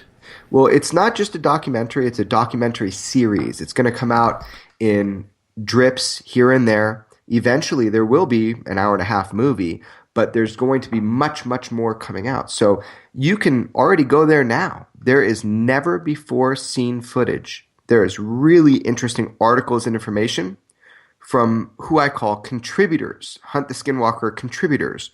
But understand, these are people well-informed. I'm not pulling this out of the air. The people that contribute to this website, the stories and articles that you read there, and even the video footage, this is an informed opinion. This is information coming out from people closest to this situation. So go take a look, educate yourself, start to understand it, because there's a lot more coming out. Interesting indeed. I want to shift gears here now again, because alien implantation is something that I am very, very close to, because I actually woke up on the table when I had my implant put in. So it is something that I love talking about, because when you've experienced it yourself, you kind of can get into that conversation just a little bit more. You know what I'm saying, Jeremy? Oh, yeah. I mean, I have not experienced it myself, but I have seen it firsthand when people have had these abductive experiences, and then when they're called to the table to basically have this implant removed. In fact, this alleged implant. So that's something I am now strangely familiar with. Now, I'm going to be honest with you. It was way outside the scope of my understanding or interest. I really didn't know what to think about this. It was kind of interesting to me, but I was thinking to myself, come on, super advanced hyper intelligences visiting from other dimensions or other realities or other universes, other solar systems even, coming to Earth and embedding humans with chips, nanotechnology. That was, to me, one of the most absurd thoughts ever. Because if there's a super hyper advanced intelligence, why would you need some sort of silicon chip to track humans? It seemed utterly ridiculous. But as I started looking into this, as Dr. Roger Lear, who is the premier, I guess, surgeon to take people seriously and remove these alleged alien or off-world implants, he said to me, there's something to this. I've been doing it for more than 2 decades. You got to make a film about it, Jeremy. And I listened to him. It was actually my friend Ruben Langdon who really pushed me to kind of follow Dr. Lear and his work. So I was able to film Dr. Lear's final, because he passed away in the middle of the filming process. He had a heart attack and passed away. But I was able to film his last, or his final, alleged implant removal surgery. Patient 17 is the name of the film. And that really opened my eyes. It opened my eyes to this whole phenomenon. And if you remember, Dr. John Mack, Harvard Psychiatry, he was a guy that took this extremely seriously. He was a guy that made a point to educate people about the phenomenon. And he himself said, I thought this was a psychosis at first. I thought it was a psychiatric problem. But he says hundreds of thousands of people have had very similar experiences. They don't know each other. They have nothing to gain. This is not a psychiatric problem. These abductions are happening. This is a real phenomenon. So I've learned a lot over this time, and I remain skeptical. I remain skeptical for sure. But the evidence that I've seen and the analysis, the physical, elemental, and broad spectrum elemental and isotopic analysis that I've done on this alleged implant, patient 17, has really opened my eyes. I can tell you from firsthand experience going through that and awakening on their table to the feeling of childlike fingers running through my hair, how real that experience is. And I remember feeling excited yet afraid at the same time. When I was lying on that table, I remember feeling the pain, and then the pain going away when they cut open my scalp and pulled my skin forward towards my forehead. And it's funny, Jeremy, because every time I talk about that night, the implant where it went in starts to pulsate in the back of my head. It is very, very intriguing, to say the least. And, we have a lot of people on this planet, mainly through Dr. Lear and his studies, who seem to have this sort of phenomenon, and this piece of silicon or ceramic or whatever they are using, to put a human term on it, injected into them one way or another. It just doesn't make sense for that type of tracking, like you said. Well, it's a mystery. It's a mystery, and I don't know if indeed people are being chipped, or if it's some sort of projected reality that we're supposed to believe. I have no idea. It could be stranger than I'm thinking. But I do know that some people have verifiable objects of unknown origin, foreign bodies, that are within their bodies. And in the case of patient 17, this object appeared to be emitting a frequency. So it was an alloy. And now, in fact, after getting it cut out, we know that it was an alloy with 36 elements, a highly complex alloy with rare earth elements, some of which were highly toxic. And then we also know that, for example, the zinc-64 is way beyond the terrestrial norm. Isotopes have a ratio. So if you cut a mountain and you pull out the zinc, there'll be actually 5 different types of zinc, 4 of which you could really study. And out of those 4 types of zinc, one of which is zinc-64. And zinc-64 has a very specific ratio that can be found terrestrially anywhere on the planet. It's 48.64%. It's very standard. And when we had this one tested, it was 51.1% zinc-64. Absolutely far outside the terrestrial norm. So what that means, I don't know. It means that we have an anomaly and we need more tests. But my point being that this stuff is trackable. If this is true, then we should be able to analyze it scientifically. If this is true, then we should be able to take these objects out and validate if indeed they're complex. Simple.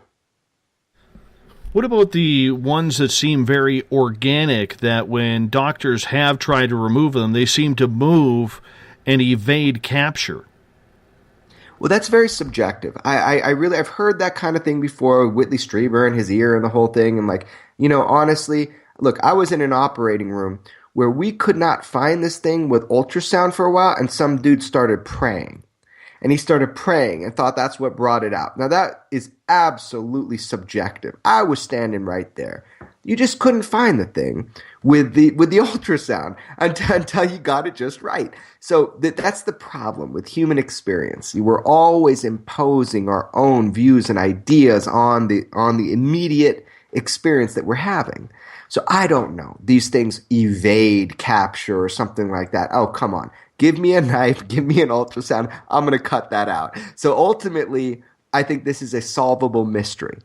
If indeed these things inside people's bodies are anomalous and have anything to do with some sort of complexity, they have anything to do with some sort of nanotechnological implants, this is something that we should be able to know. This is something that we should be able to figure out. Maybe there's a lot of different brands of these things, some more biological than others, but that just doesn't make any logical sense. So I'm saying this is something we can get to the bottom of. And that's what I tried to do with my film Patient 17. I got much deeper than somebody who wasn't digging. I'll just put it that way. Do you believe, like a lot of people believe, that the implant actually isn't from extraterrestrials, but from some sort of MyLab type project?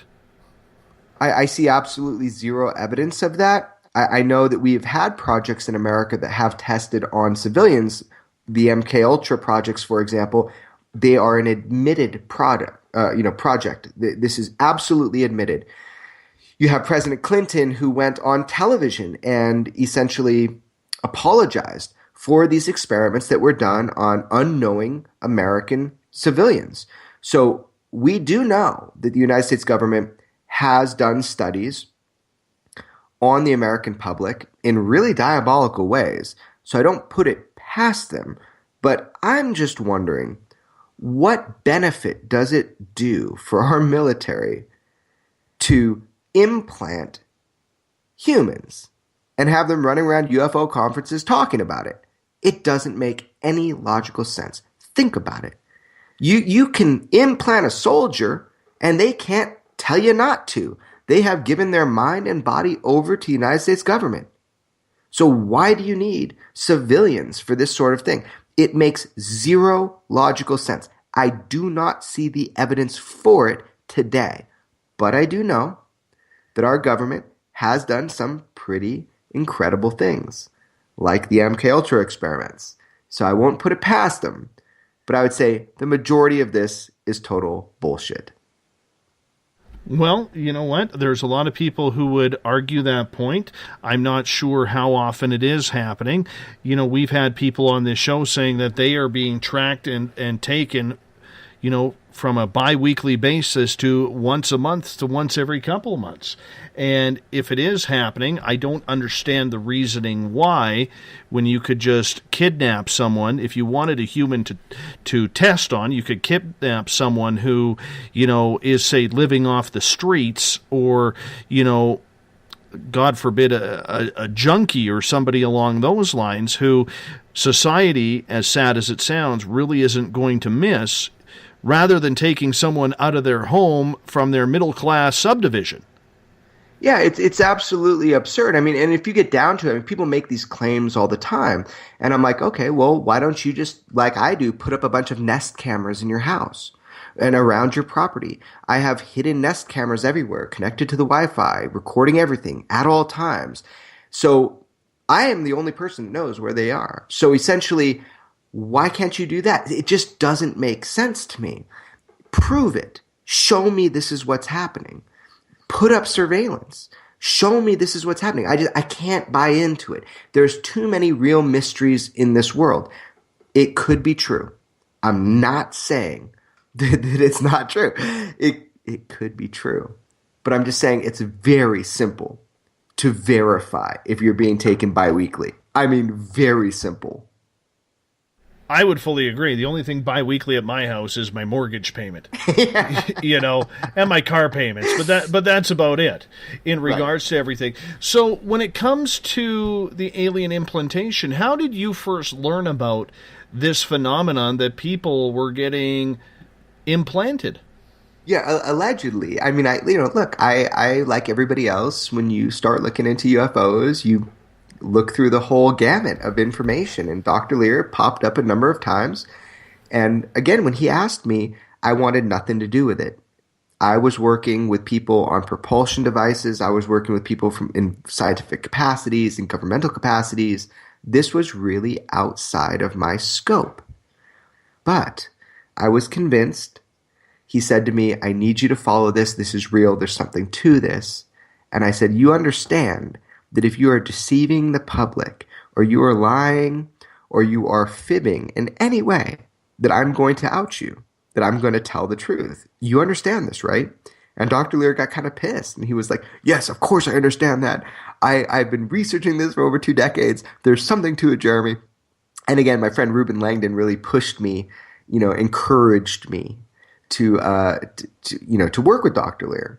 So eventually I said, okay, I kind of caved into it. I said, I will follow your implant or alleged implant removal surgery. And I was very skeptical. I mean, you can kind of see in my film, it's coming out October 10th. You'll be able to watch it on your TV at home.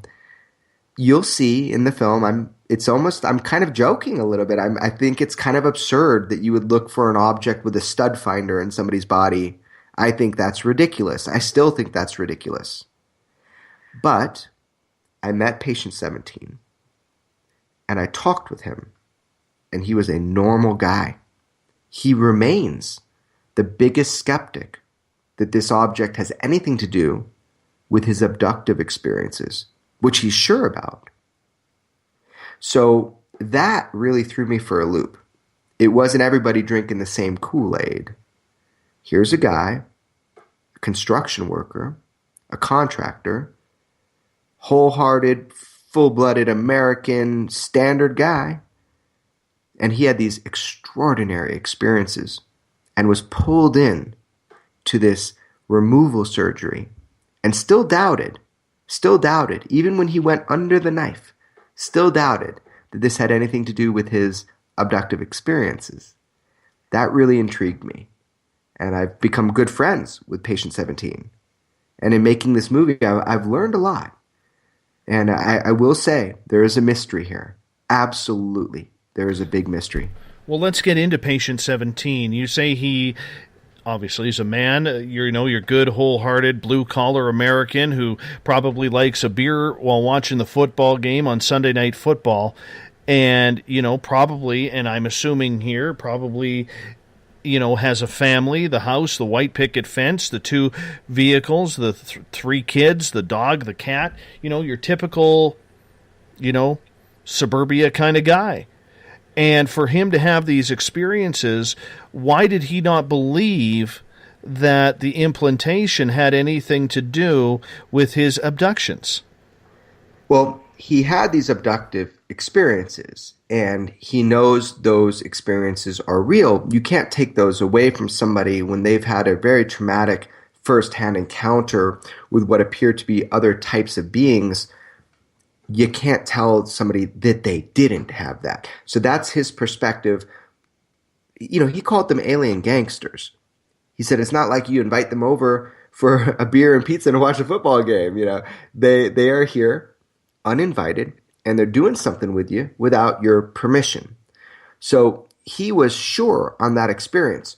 But it happened to be, he didn't seek out this alleged implant removal surgery. It was a happenstance kind of thing.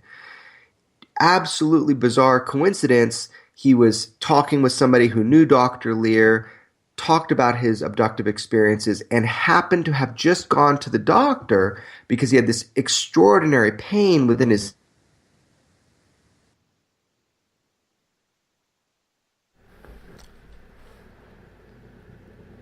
I've got my tinfoil hat on again. Damn aliens keep cutting out the Skype there. Necessarily. There we go. Hey, you're back. okay, You're back now. Where did I leave off? You were talking about the pain that he was having. Yeah, he's having extraordinary pain. So he knew for about 10 years that he had this object, this foreign body, in his leg. But never once did he ever fathom that this could be connected to the abductive experiences. And it was only until it was offered to be taken out. So he thought, when we did the surgery and I was documenting it, he thought, oh, this is going to be road rash from a motorcycle crash, or this is going to be the tip of a nail from a construction job. Easy squeezy, define it away, and we're done. But it wasn't that simple. When we did the analysis, it turns out that this object is quite complex and quite unusual. And additionally, when he was doing the screening, the psychological exam that was required, as well as doing these tests of what's inside of his leg, they ran a Gauss meter over his leg, which measures essentially electromagnetic frequency, from what I understand. It blips off when you bring it by a battery. This thing went off. It went off. So that really piqued his curiosity, that whatever was in his leg appeared to be emitting frequency. Were you able to get the implant out, and if so, what did it look like? Yeah, actually, there's photos of it on my website at extraordinarybeliefs.com. You go to the patient 17 section, and you can see images of it. Yes, it was surgically removed, and it was studied. We studied it. I studied it with Dr. Lear first. We put it under a scanning electron microscope, and we were able to get basic elemental analysis and get a visual understanding of what it is that we saw. But additionally, after Dr. Lear passed away, I personally had the test done for broad spectrum elemental analysis, which tells you what it's made of out of the elements on the periodic chart. And then isotopic analysis, looking deeper into a couple of the elements to know if what we have is considered terrestrial or not. So in your conclusion, what did you think it was after taking a look at this? Well, whatever it is, we know for sure that it has 36 elements, that it is fundamentally an alloy, mainly iron, but it's a complex alloy. Again, with 36 elements, some of which are rare earth elements, and it is fundamentally unique just by having 36 elements in it. There's not many things that do. It had an incredible amount of toxic elements in it. So whatever this was, we're glad that it's out of patient 17's body. Now, additionally, it has very strange isotopic analysis. It is far outside the terrestrial norm, even with a relative standard deviation of 1.25. I mean, this thing is, percentage-wise, it is non-terrestrial. Now, the problem is, we have one test. What if it is contaminated? What if it is an error of the lab? Which I called the lab and I tried to determine if they did the right process, which they did, in order to protect it from any type of contamination. But again, we only have one test. So I don't know what this is. It is a true mystery at this point. We need to get the object back. We need to do more tests on it. That is the goal. I just had lunch with patient 17 this last weekend, and that is our goal. Our goal is, when this movie gets out on October 10th, it's to revitalize this study and to get a hold of Object 17 and to do complete new analysis on it in multiple labs. Where is the implant now? Is it in a safe place where it's not going to be contaminated? Well, again, I'm not saying it's an implant. It is an object removed from a man's body. Where it is now, it's in the possession of a guy named Steve Corbell, and he was Dr. Roger Lear's kind of right-hand man with scientific analysis. And unfortunately, he's kind of a cagey guy. I have not been able to effectively get this sample and do many, many more tests about it. He's an interesting character, and hopefully, as this movie comes out, the public demand will be high enough that we can get this sample back. Again, contamination can't really happen if I have it here and spill coffee on it. We're talking about isotopic ratios that are outside the terrestrial norm. We're talking about contamination with other isotopes. We're talking about really complex contamination. So all we got to do is get the piece. And if we get the piece and get more tests, we'll know better what we're dealing with. But right now, we're dealing with something that is absolutely anomalous. Absolutely. Everything we can tell, it's anomalous. Why are you so afraid to call it an alien implant? And maybe afraid is the wrong word, but hesitant, shall we say? Right, because it is either an implant or it's not. Either somebody took this and put it into this man's body for a very specific reason, or they didn't. And it's really important not to jump to conclusions. That is a huge claim. Even if it's a complex meteor alloy, that doesn't mean somebody put it in there to perform some function. Now, we're dealing with a human being here. We're dealing with a man, 6'9". I mean, he's a huge dude, and he's a human being. He's religious, in fact. And to say this is an alien implant is making huge leaps of judgment. We don't know that. We know he had abductive experiences. But there's nothing yet that we know that this is embedded by aliens into his skin. I'm not ruling that out. I'm not going to say that until we have definitive proof, because this is a man's life we're dealing with. Do we know, going back to patient 17, the aliens that have been taking him? Was it the Greys, the Mantids, the Reptilians, the Pleiadians, the Arcturians, Andromedans? Do we know who has been working on him? Oh man, there's so many types of aliens, huh? I don't even know. So he did say what he saw, all his experiences since childhood, the abductive experiences, were all, as far as he can remember, were all with the same types of beings, and they were your classic little alien Greys. So that's what he remembers, and he's an honest guy. If he remembered differently, he would say something. At this point, that's what he remembers. You can look at the poster for the film. It's pretty dramatic. It's patient 17's face on the left, a scalpel in the middle, and an alien Grey on the right.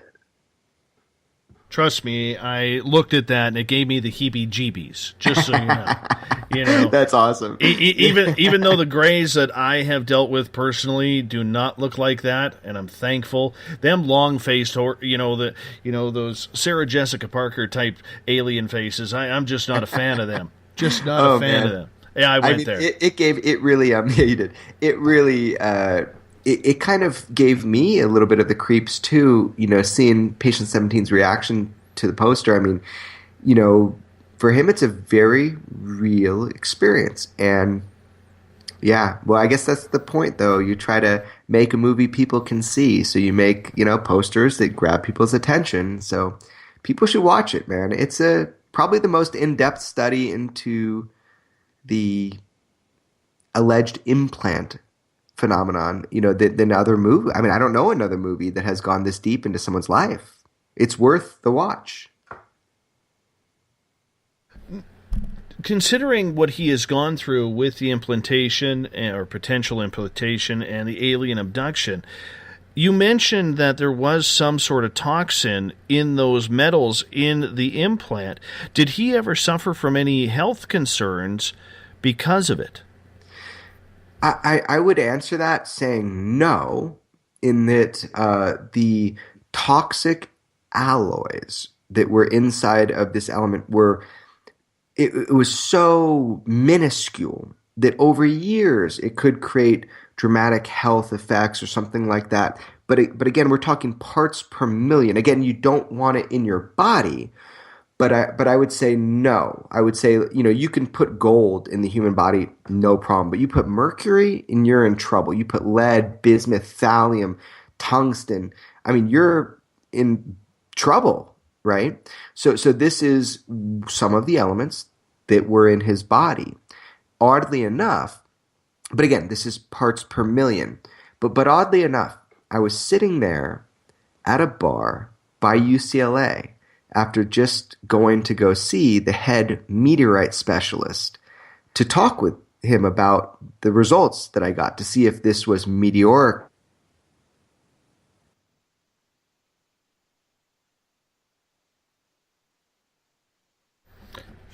We just get to a bar story and Skype cuts out again. An opportunity. So I asked him to review the data, and I don't tell him what it is. It just says sample 17. And I say, hey man, if this was inside the human body, would you want this out? And he says, absolutely, absolutely. He was a real nerd. He was like, absolutely. You'd want this out right away. Was this in someone's body? Was this in somebody's body? I mean, he was just, it was disbelief, So there are elements within this 36 element object that it's good, that we got it out of the body. And I see that being great. We have about 90 seconds before we got to go to our second break. It's been a very fast second hour here. Health-wise, though, patient 17 shows no symptoms of anything besides being a healthy, blue-collar, hardworking guy. Right. I mean, he should probably stop crashing his motorcycle. I mean, that's not good for his health. But other than that, no, he's all smiles and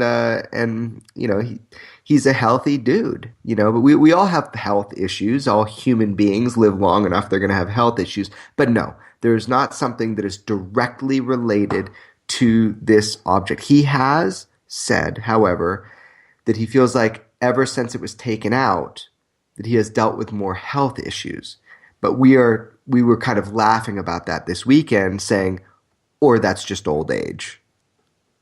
Well, on that note, Jeremy, I'm going to get you to hold on because we are going to go to our second break of the night.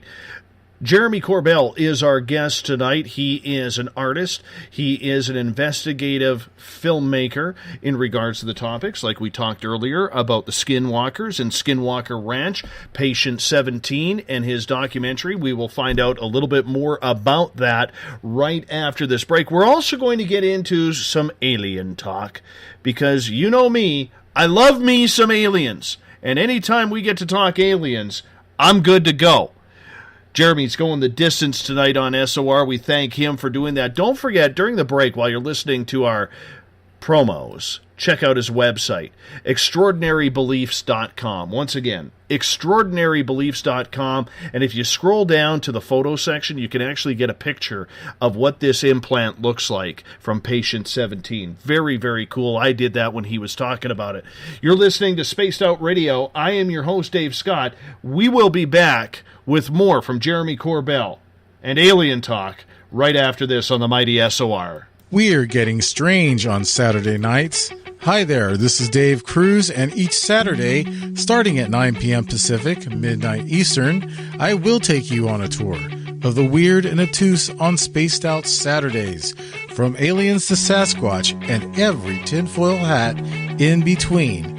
We got you covered. Join us at spacedoutradio.com for Spaced Out Saturdays. See you there. Not ready for bed on Saturday night? Right after Spaced Out Saturdays, hop on over to S4 with Corey Ruiz and me, Eric Cooper from Forest Moon Paranormal. With S4, there are no limits to what we try and uncover. From government conspiracies to helping clean up the paranormal, no topic is safe on S4. We get to the heart of the matter, of the subjects you want to learn more about. So tune in on S4 starting at midnight Pacific, 3 a.m. Eastern, only on spacedoutradio.com. Have you had an experience you can't explain? Would you like someone you can trust to look into it? We have just the place. The SOR Sightlines Report is the place for you to find answers. Whether it's Bigfoot, UFOs, Dogman, ghosts, aliens, or anything strange, the Sightlines Report will get you connected with one of our expert researchers to find out what's going on. All of your personal information is kept 100% confidential. The SOR Sightlines Report, a place for you to find the answers you need. Only at spacedoutradio.com.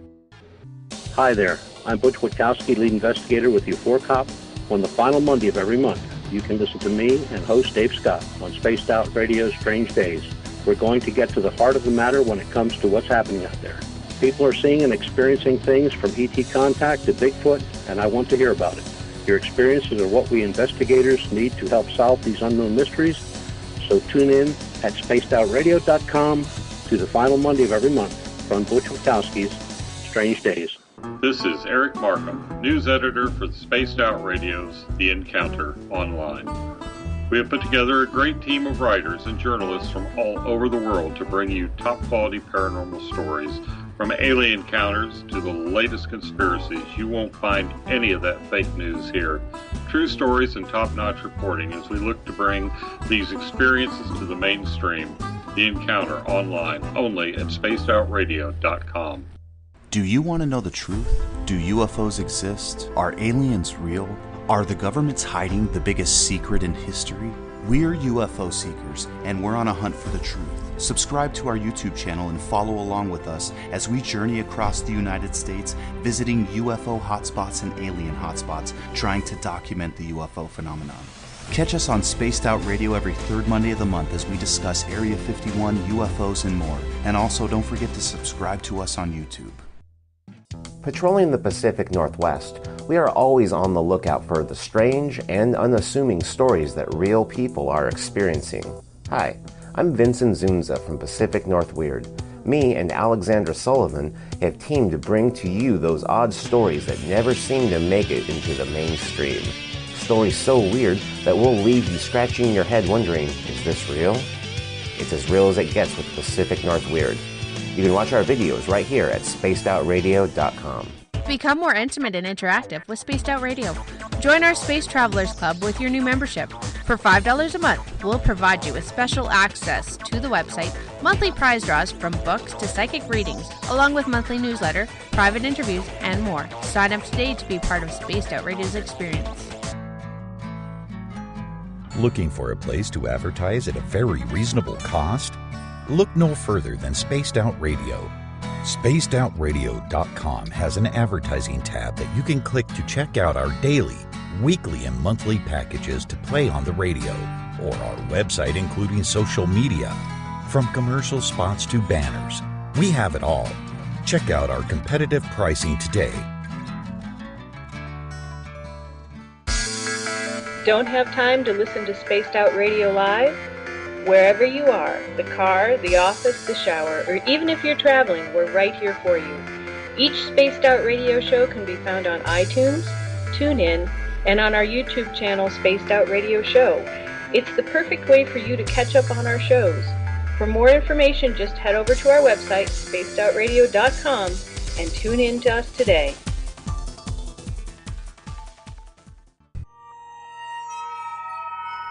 You hear footsteps in the empty room above you. A rocking chair begins rocking by itself. Don't be afraid of the things that go bump in the night.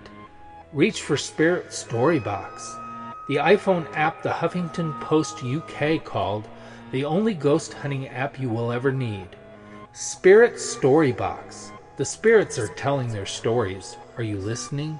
Strange creatures lurking in the night, the sounds of wood knocking in the forest, odd happenings right out of a fictional world. These are the reports I love.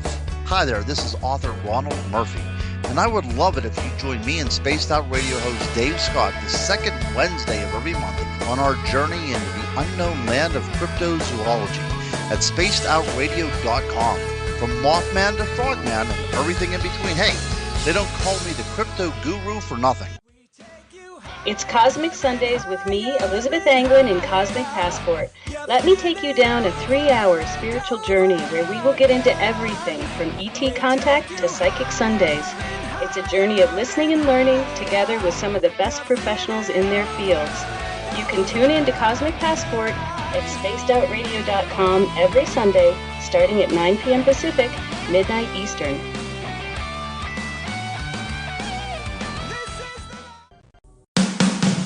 The views and opinions expressed by tonight's guest and topic of discussion do not necessarily represent the official policy or position of Spaced Out Radio, Spaced Out Weekend, Spaced Out Radio Limited, its hosts, syndicated carriers, or anyone associated with this broadcast. You're listening to Spaced Out Radio with Dave Scott. Follow Dave on Twitter at Spaced Out Radio and hashtag Spaced Out Radio. and on Facebook Spaced Out Radio Show. Now, back to the program. Welcome back to the final hour of Spaced Out Radio tonight. I am your host, Dave Scott. Good to have you with us. Tomorrow night on the program, we get into the paranormal. Ghosts of the Great White North, our monthly feature with Mike Morin from Haunted Crew of Canada. And we'll bring on a special guest, Katie, from Spook Vancouver as well. We're going to talk about Ghosts of Vancouver tomorrow night, 9 p.m. Pacific, midnight Eastern Time at spacedoutradio.com. We want to welcome in everyone listening in on WQEE 99 Rock the Key down in Noonan, Georgia, home of The Walking Dead. We are live as well on the United Public Radio Network, 107.7 FM in New Orleans and over 160 countries around the world. Good to have you with us as well. We're live on KTLK, The Fringe FM, Renegade Talk Radio out of Las Vegas. And if you're listening in on Revolution Radio, remember the Double R Machine is a donation station financed by you, the valued listener. Head on over to freedomslips.com and donate today. Bill Cardwell has set the password for tonight in the SOR Space Travelers Club. Quick quib dealet. I butchered that one. Quick quid libet. You know what? You tongue-tied me this time. Quick quid libet. There we go. That's what I'm sticking with. That is your password for tonight, as Bill sets a password each and every night on the mighty SOR. And Jeremy, I hate those passwords, man. I do hate those passwords sometimes, because he always tries to tongue-tie me. Anyhow, moving on here. If you want to follow us on social media, you could do so on Twitter, at Spaced Out Radio. Use the hashtag Spaced Out Radio if you want to connect with us live during the show as well. Bring your snark to that room. And you can also follow me on Facebook, Dave Scott, or Space Out Radio Show. You can follow me on Instagram, Dave Scott SOR. We're on iHeartRadio in the United States. Tune in, iTunes, TalkStream Live. Our website is spacedoutradio.com, where we have a plethora of features for you, including joining the SOR Space Travelers Club for $5 a month, rock out to some Bumblefoot, shop at our Spaced Out Radio store, read up on the encounter online, or watch UFO Seekers or Contact TV, some great live videos that we have as well. Going the distance tonight is our guest, Jeremy Corbell. He is an artist, investigative journalist, I'm going to call him, for some of these great films that he is tackling on his own, like Patient 17, Skinwalkers. His website is extraordinarybeliefs.com. If you want to check it out, I highly suggest you do. Jeremy, welcome back. Hey there. Thanks for having me again, Dave. I'm glad you finally liked the tweet, because I took that picture for you with the tinfoil hat on.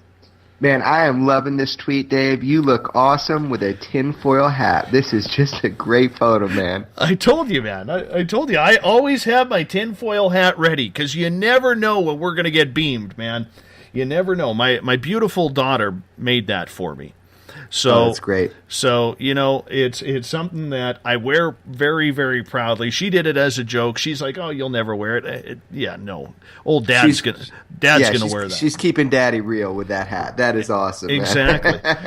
What's really cool is during the break you were actually asking me if we had fireflies in this area. The first time I saw fireflies was a number of years ago when I went to Pennsylvania, and I was standing on my buddy's deck out there having a beer, and all of a sudden I saw these lights flash, and I said, what is that? And he's like, "What is what?" And I'm like, "There." And they're, you know, I mean, it's so quick. And he's like, "What?" And then finally we caught him. He's like, "Oh, you mean the lightning bugs?" I'm like, "Yeah, what the hell are they?" And he started laughing. He goes, "You've never seen that before?" I'm like, "No, I've never seen them." But the reason why we were talking about it is I said, no, that's how I know we have fairies up here in British Columbia, because you'll see flashes of light. And sometimes they move along, and sometimes they don't. And the same daughter who built me the tinfoil hat actually has fairies around her that actually will come into her room or her window, and they will surround her at night. It's a very, very cool story. Yeah. You know, and the funny part about it is, before we moved north a couple years ago, she never had that happen. It wasn't until we moved here that all of a sudden she'll go into our backyard, just sit there, and she'll sit all alone. She'll meditate, and next thing she knows, she says she'll have fairies sitting on her arms and floating all around her. And I believe her, because she's quite connected. Quite connected. There is a skeptical side in me that says, are you sure about this? But you just never know, and I know she's not going to BS me about it. She's not that type of kid. So, hopefully one day we can get another one on video. That's for sure. Then I'll send it to you. Oh, I'd love to see it. That's wild. Yeah, that's like Jacques Vallée, man. He basically said that the mythology that was created, back in the day with fairies and trolls and all this stuff, that essentially it's the same as today. It's just it's a different way of interpreting it. So I don't know. These are tomato, man. Let's get back to you now because, well, it's more important about your story than mine. When you started delving into these topics, a lot of people who've gone as deep as you have, whether it's in regards to the alien implants with patient 17 or whether it's the skinwalkers, have you ever been visited or by men in black or by government officials saying, look, you really shouldn't be barking up this tree? No, in fact, quite the opposite. I have been encouraged and helped by people that I trust deeply that have worked in capacity for the United States military in positions where they would have access to this type of information. In fact, I have been encouraged and helped. I like to say assisted, never resisted. This is something that is really interesting to me. Again, it only proves one thing, which is that I'm completely off track and completely wrong, and there's no reason to worry about me, right? Or there are people deep inside the United States military who have information and knowledge on this subject who do feel that this information should be part of the public record. And that's what I feel is the case. So no, I've never been told to shut up. I've never been told to not talk about this. I've never been derailed. There have been people that have tried to lead me down incorrect paths, military people, but it didn't work. I have great mentors. So in general, no, people have really supported my work. I'm grateful for the information that has come my way. I feel lucky, in fact. Is that something that concerns you at all? That maybe you will get that knock on the door one day that says, no? No, I don't. Yeah, I don't really. I really don't see that happening. I don't feel that the way that I'm approaching the topic is disrespectful or is negatively impacting people who contain or control this information. I don't think that I'm going to be a target for that kind of thing. I'm also a very open person, above board. I just talk about it. However, there are people that I do care about that have been tracked, that have been manipulated, that have been, very famously with the Bob Lazar case. George Knapp, Bob Lazar, Gene Huff, John Lear, all of them, they were monitored at one time, if not now. And when they were monitored, information was taken through those private conversations and used against them. So I guess it is a real thing. I've just never personally experienced it in any negative way. You mentioned that you have chatted with Bob Lazar. Am I correct? Yeah, absolutely. He's a good friend, and I just spent a week with him. What's he like on a personal level? Has he tried to put all of this behind him, or does he know that his name will always be tied to the field of ufology and conspiracy? Okay, well, just for your listeners, in case they don't know, Bob Lazar is an individual. It's probably the most important UFO story in modern American history. It's definitely the most popular, the most famous one. Anybody that has ever studied UFOs knows the name Bob Lazar. And the reason for that is Bob Lazar is the cause why you know about Area 51. It's because George Knapp came out on the news with Bob Lazar through John Lear, and essentially Bob told his story. His story is that he was reverse or back engineering non-terrestrial or alien technology out of a subbase of Area 51 called S4. And when he was working for our government in that capacity, they threatened him. And that was the time in 1989 when he came forward on the news and told about the projects that he knew about that we had in the reverse engineering. So Bob Lazar is a very important and critical character in this whole story of government involvement with non-terrestrial technology. The more you spend time personally with Bob Lazar, the more you understand that he's telling the truth. And if you think about it this way, as a individual on this planet, you go into the internet, you have maybe 3 hours, probably less, probably 2 hours of testimony or footage from Bob Lazar. He is completely disassociated from the UFO topic. It has done nothing good for his life. He has not claimed fame or fortune or anything off of being basically the Elvis of ufology. You know, he is the most interesting person in this field, and he has not talked for 30 years, for almost 30 years, almost 3 decades. And then, I was able to spend time with him and record within the first 3 hours more testimony that has ever been available to the average public. And this is something that I'm working on, and it's going to be really fascinating to the average person who gets to see this information. Bob Lazar is telling you the truth. Mm-hmm. Is Bob even surprised that 30 years later that no one else has come out?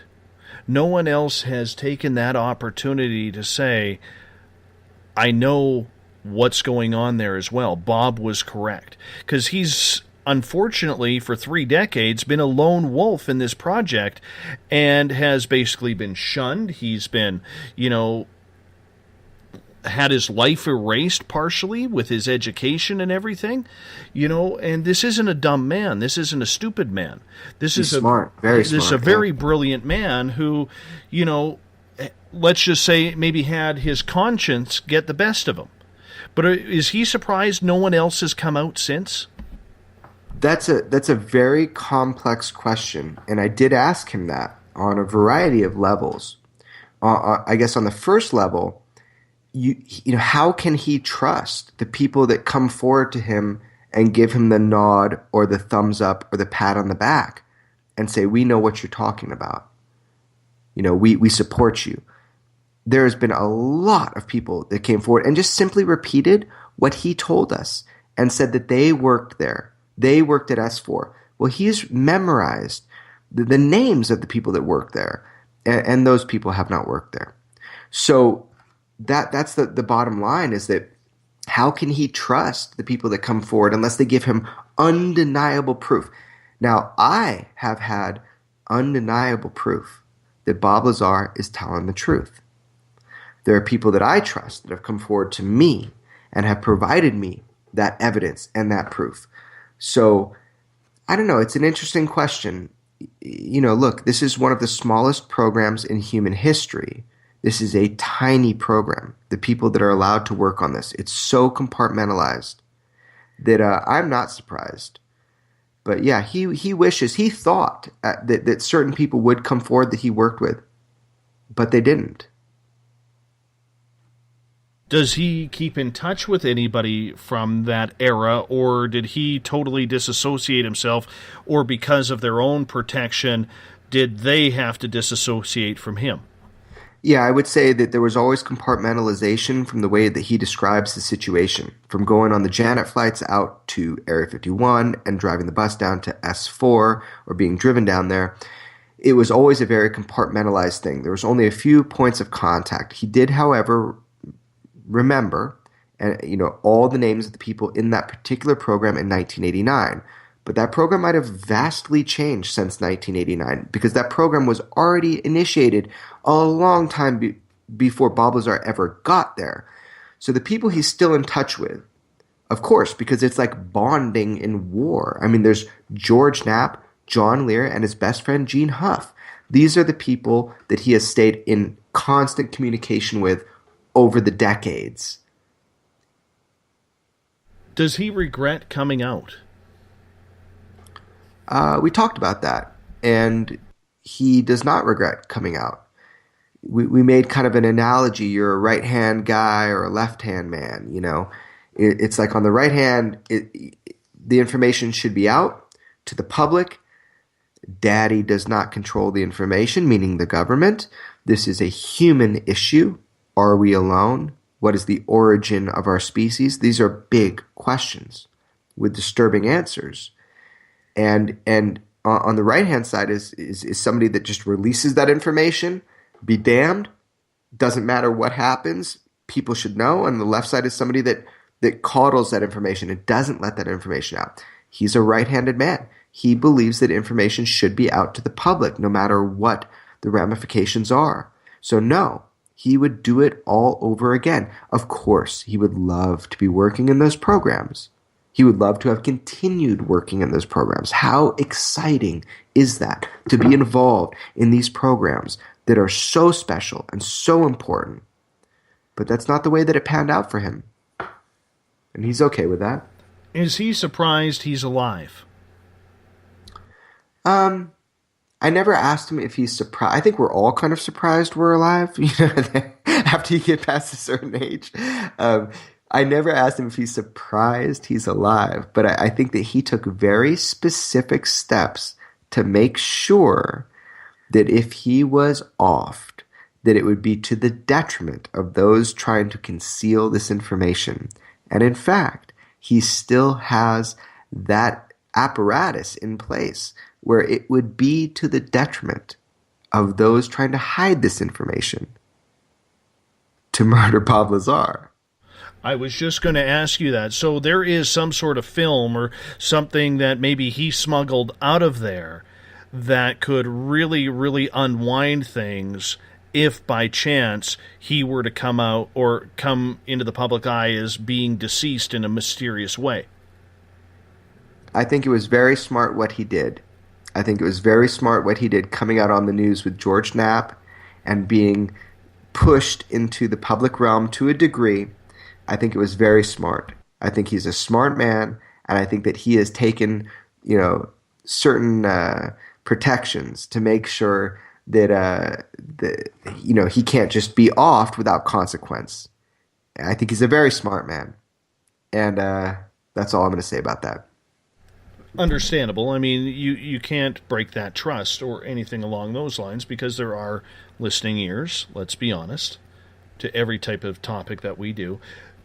How did I've never asked this question of anybody who knows Bob, but I'll ask you since you got to know him intimately. How did his family react when everything came down? You know, that's a really, again, a really interesting question. Like, I would want to know the answer to that question too. I guess all I can say at this time is stay tuned. We have never heard from Bob's family.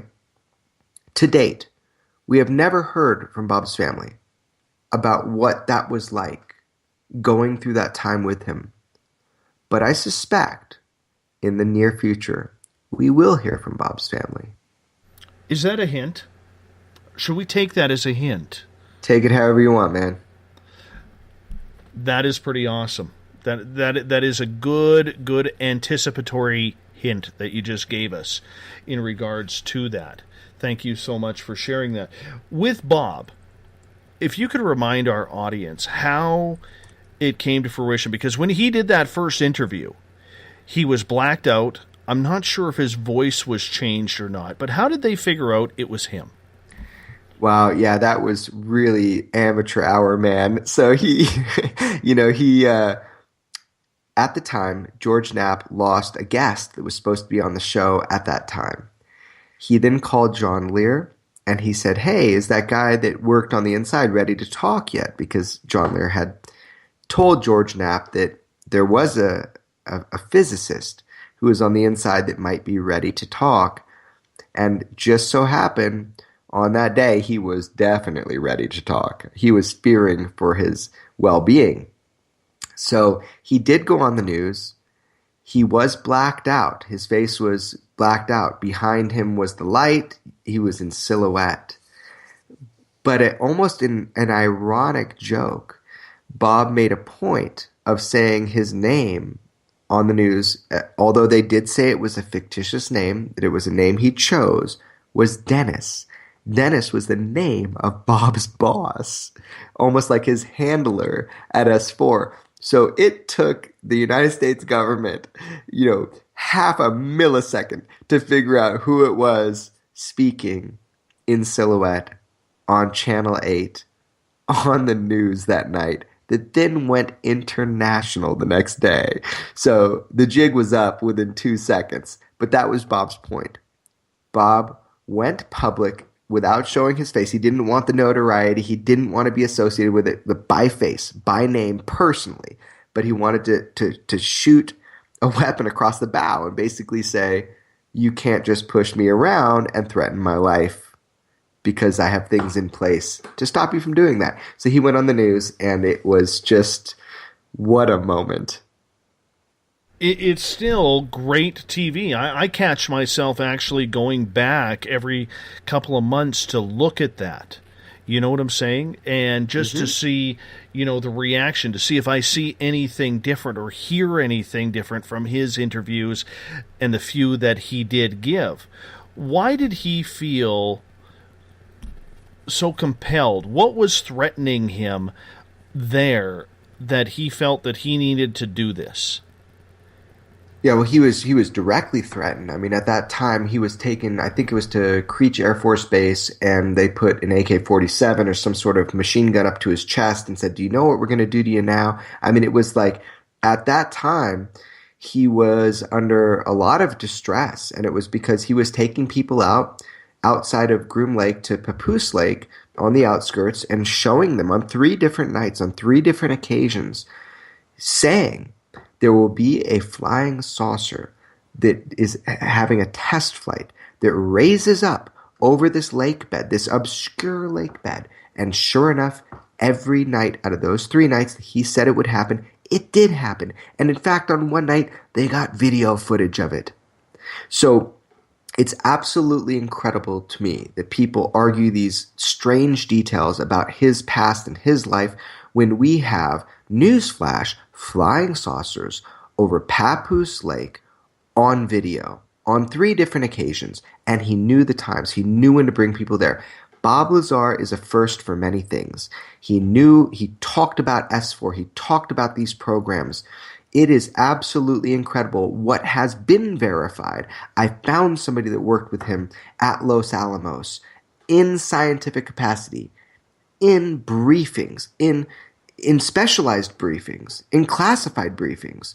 His name is Dr. Robert Krangle, and I brought him forward. I brought his testimony forward, proving Bob Lazar worked there not as a janitor, but as a physicist.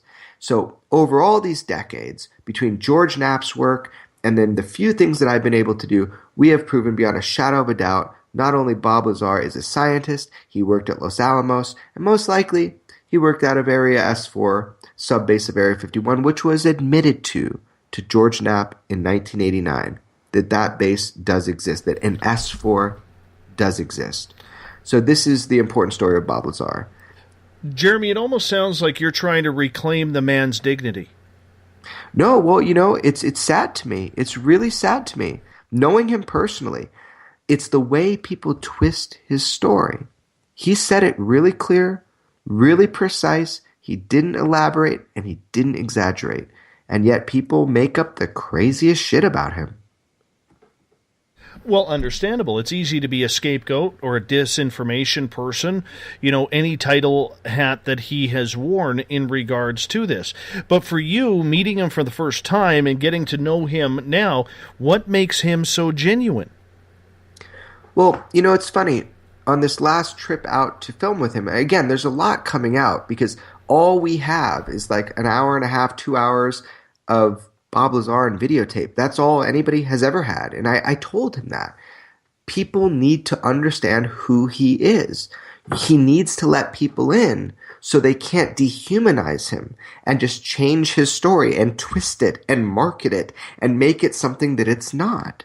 And so that was my appeal to him when we started talking about doing this, was we need to show people who you are so people can't just absolutely dismiss you because they don't know who you are. And one of the people that I interviewed on this last trip was just a friend of Bob's for like maybe 8 years or so. And he looked at me and he said, if you want to know if UFOs are real, then you need to understand very simply who Bob is. If you understand who Bob is, and if he's telling you the truth about UFOs compared to anything else in his life, then that answer will be there. It's about knowing who Bob is to understand if he's telling you the truth about UFOs. And again, the more time that people spend with Bob, the more they realize that he's telling you the truth precisely as he knows it. And that's what I want to try to convey through the film. You make a judgment, but make that judgment based upon information and not speculation. How long did it take for him to warm up to you, to start giving you what you felt you need? Well, I didn't come at him with that approach where I wasn't trying to treat him like a commodity. Like, we slowly and surely became friends over the years. I was never trying to exploit the information. If he doesn't give a shit, I don't care. If he doesn't want the information out, I don't care. He's a complex person, like a lot of us. So I didn't try to just take something from him. But I'm here if he wants to put his story forward. And I guess at this point, he's kind of fed up. He seems fed up with people telling lies based on his story. It's the most annoying thing I could possibly imagine. It's not just people saying you're a liar. I don't think he cares about that. I think it's people taking his story and twisting it that really annoys him. And it annoys me. I mean, I have to fight this all the time. I made a little short film on him a couple years ago called Lazar, Cosmic Whistleblower, and people just take it, cut it up, and distort it. It's the strangest thing, actually. It's one of the strangest things. The way that people distort Lazar's story. I've never seen anything like it in my life. And until that next person comes out, there will be that same mystery that goes along with it. Earlier I had asked you if he was surprised that nobody has followed in his footsteps over the last 30 years. Do you think, or does he think, that maybe there was some sort of protocol invoked on a new contract that basically threatened employees if they do come out like Bob did, or if they're caught? He was extraordinarily threatened. There's no need for a new policy. It was told to him clear as day that if he talked about any of this, that he would cease to exist. That was part of the protocol. The odd thing that happened with Bob Lazar is that all of these strange coincidences, just when he was finding out what's going on in his personal life, just when he was being, pushed to the edge, that's when he came forward, and he did so in a way that was just so ingenious that it stopped any retribution at that moment. I mean, he was followed. George Knapp was followed. John Lear was followed. This is something that the closest people to him keep reminding me. This was a strange time. They were under surveillance. Now the question is, did people in the government want this information out? Did they utilize Bob Lazar as a martyr and a scapegoat to get this information out? Was this the plan all along? Or is this really just one man going rogue? It is such a small program. The blue programs, the non-terrestrial programs, they're such a small program that, I can believe that nobody else has come out for fear of death. And that makes sense. I mean, somebody threatens your life, and if you have a wife and children who are young, and this is your career, this is what your chosen path, to be hopping on a Janet jet 5 days a week to go out and work for the military, you're going to do that. You're going to try and act as normally as possible with an abnormal type career. Now, it's so easy to silence people. Absolutely. Especially when they're on the line. But at that time, I don't think Bob was married or had children. Well, he did have a wife. I mean, at the time, he was with a woman named Tracy, and it was a very uncomfortable situation. He could not tell her specifically what he was doing, which then led to, mental deceit. I mean, it was a situation where she did not understand what was going on. It was actually the people that were handling his case that notified him that she was having an affair with her flight instructor. And that's why they benched him. They benched him because they were worried about his personal life. And they notified him of what was going on. What a terrible time. What a terrible time in a man's life. I can't imagine that. I recall in one of his interviews him saying that they drugged employees. So how was he able to wear through those narcotics in order to memorize and remember everyone's name? Okay, well, look, there's a lot of stuff which which is concrete, and a lot of stuff that requires some speculation. I think Bob wants to focus on the things that he knows. So, for example, he knows element 115, which is at the core of all of this, is the propulsion fuel. He knows the way the gravity amplifiers work. He knows a number of things technically about what he experienced. There are some other things. He was read into a whole bunch of briefings. He does not know if what he read in these briefings are true or are false. He doesn't know. How can he know? They told him a whole number of things. He read a whole bunch of things. So I think at this time in his life, let's focus on the things that he does know. And that's going to help us move the needle forward a little bit more. There is an element to this story where it is possible that they had him drink some sort of fluid that did mess with his memory or something like that. But this is something we can't know for sure. There are certain facts that we know. That's what everybody's choosing to focus on. Has he ever gone through any type of regression therapy to try and regain those memories? Yeah, absolutely. He has. In fact, he's done polygraph tests to show that he was telling the truth with George Knapp, which he did. And also he did some hypnosis to try to go into a relaxed state and remember things. And indeed, he did. He was looking for the scientific understanding that he learned while working at S4 for his own personal knowledge. That's what he was looking to uncover. But he did. I actually have tapes of that. Did he recall the first time he laid eyes or hands on an extraterrestrial aircraft?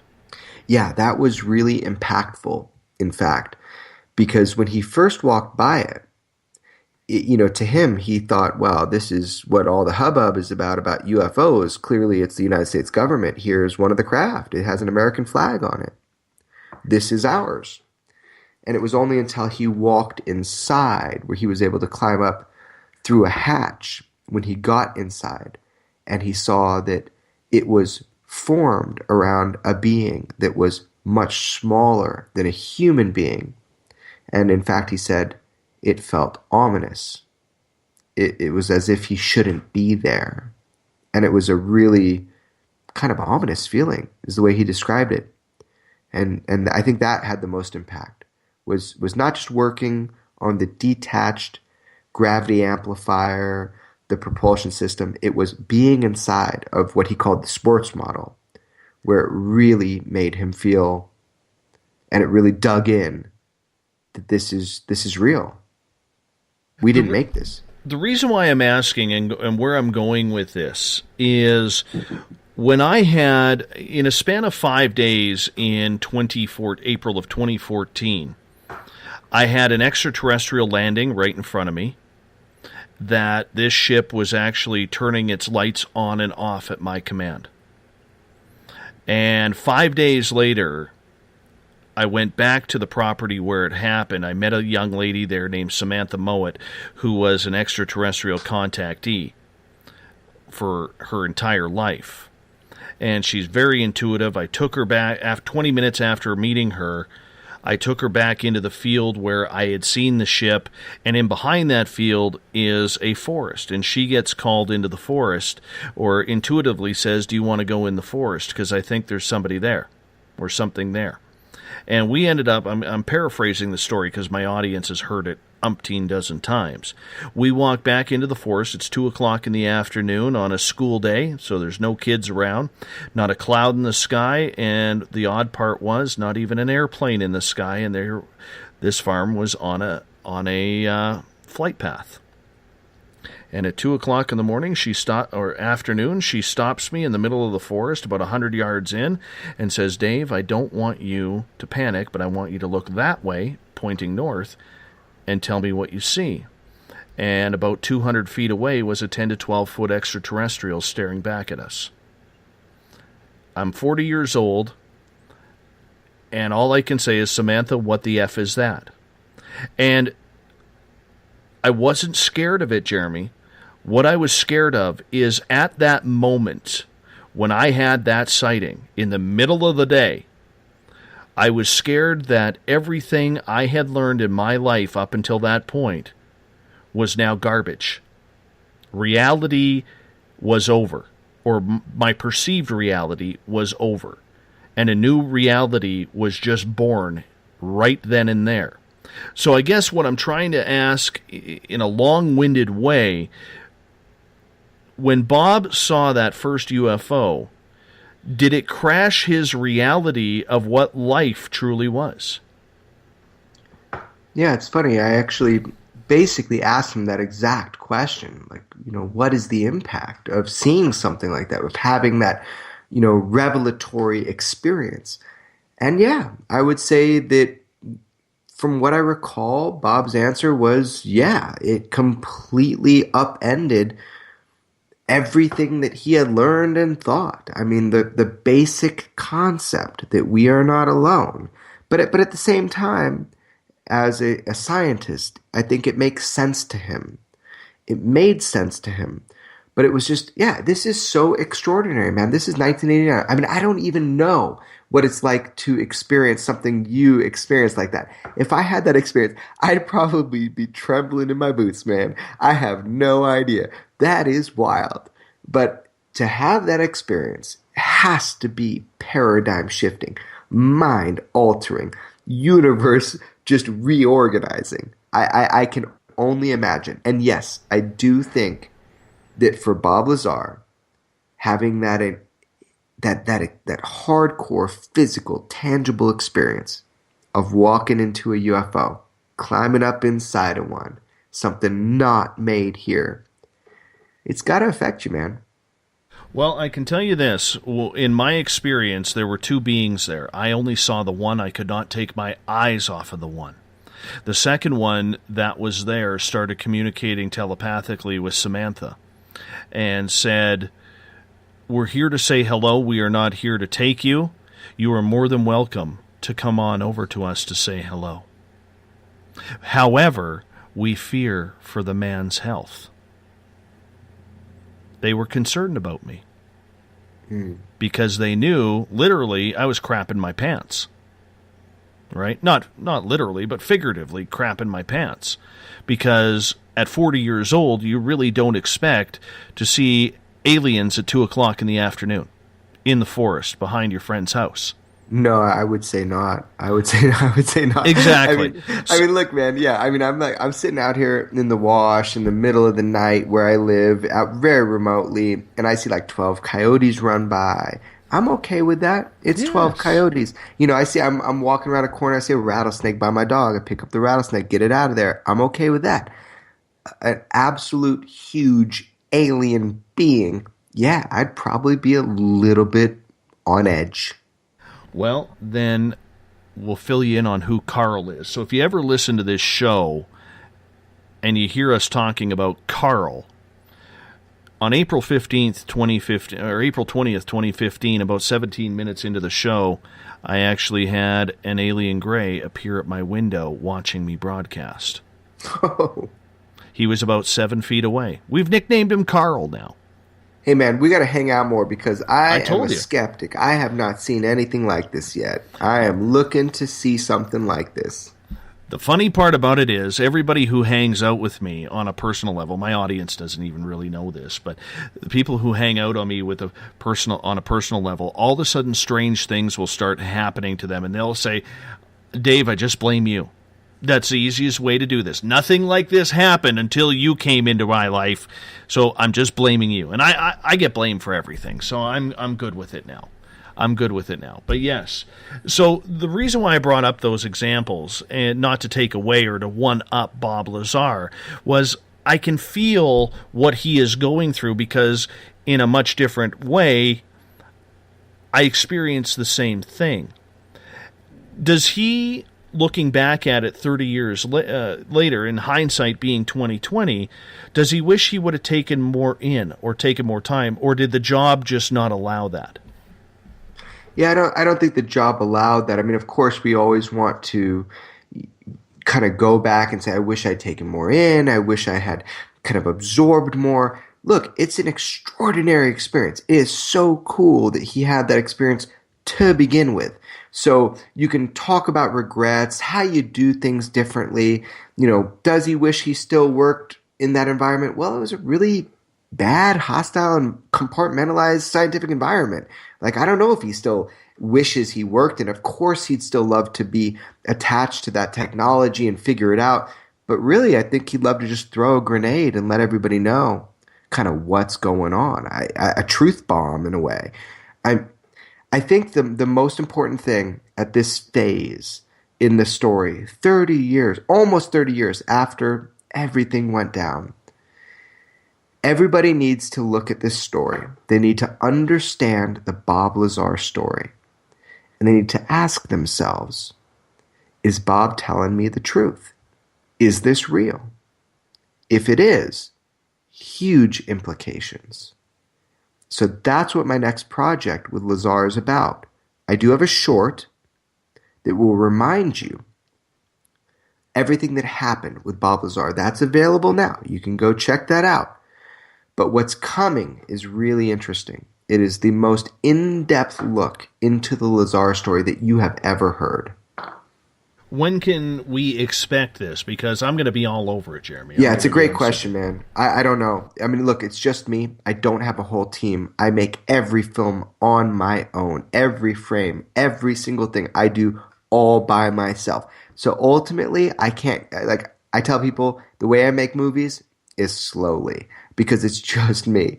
But I can tell you that after October 10th, which is the release date for my film, Patient 17, the only thing I'm going to be focusing on is this Lazar film. So I can't imagine it's going to take more than 12 months. But it is what it is. Tell me at least you have the film hidden, just so nobody breaks in and steals it, and you know we end up getting all the hype but no film. Yeah, so I actually, interesting you say that. I don't want to make more of this than it is, and I just want to say on the record here, when I got back, the day after I got back, Bob's place of business was raided by the FBI.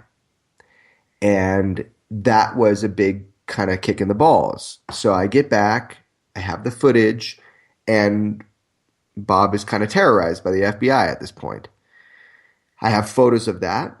It's unfortunate, but essentially all the footage is backed up on multiple drives. This footage is coming out.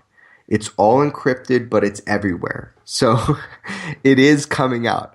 There's nothing that will stop this footage from coming out. But yes, I've taken basic precautions to make sure the footage comes out. That is awesome. Awesome. I want to get to Alan's question in one of our chat rooms. He is saying, Jeremy, have you ever learned about the Colonel Corso story that happened? What is your thoughts on Colonel Corso? I never met him. I don't know, but I know that people that I respect who firsthand interviewed him were pretty confident that he was on the up and up and legitimate. Again, I never interviewed him. I don't know the details of everything that he said, But I think in general, he played a part in getting truth out there to people. Do you think he is a player in this field back in the day that really didn't get his just desserts for what he did?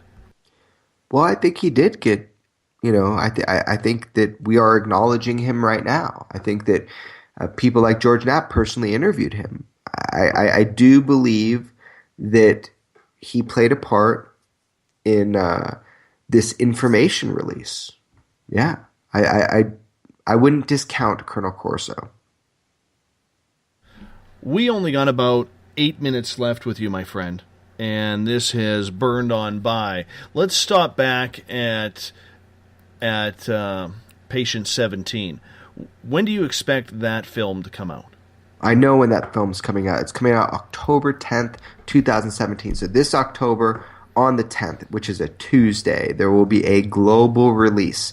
You will be able to turn on your television, and if you have something like iTunes, Netflix, that kind of thing, you will be able to access it, and it's a really fun film.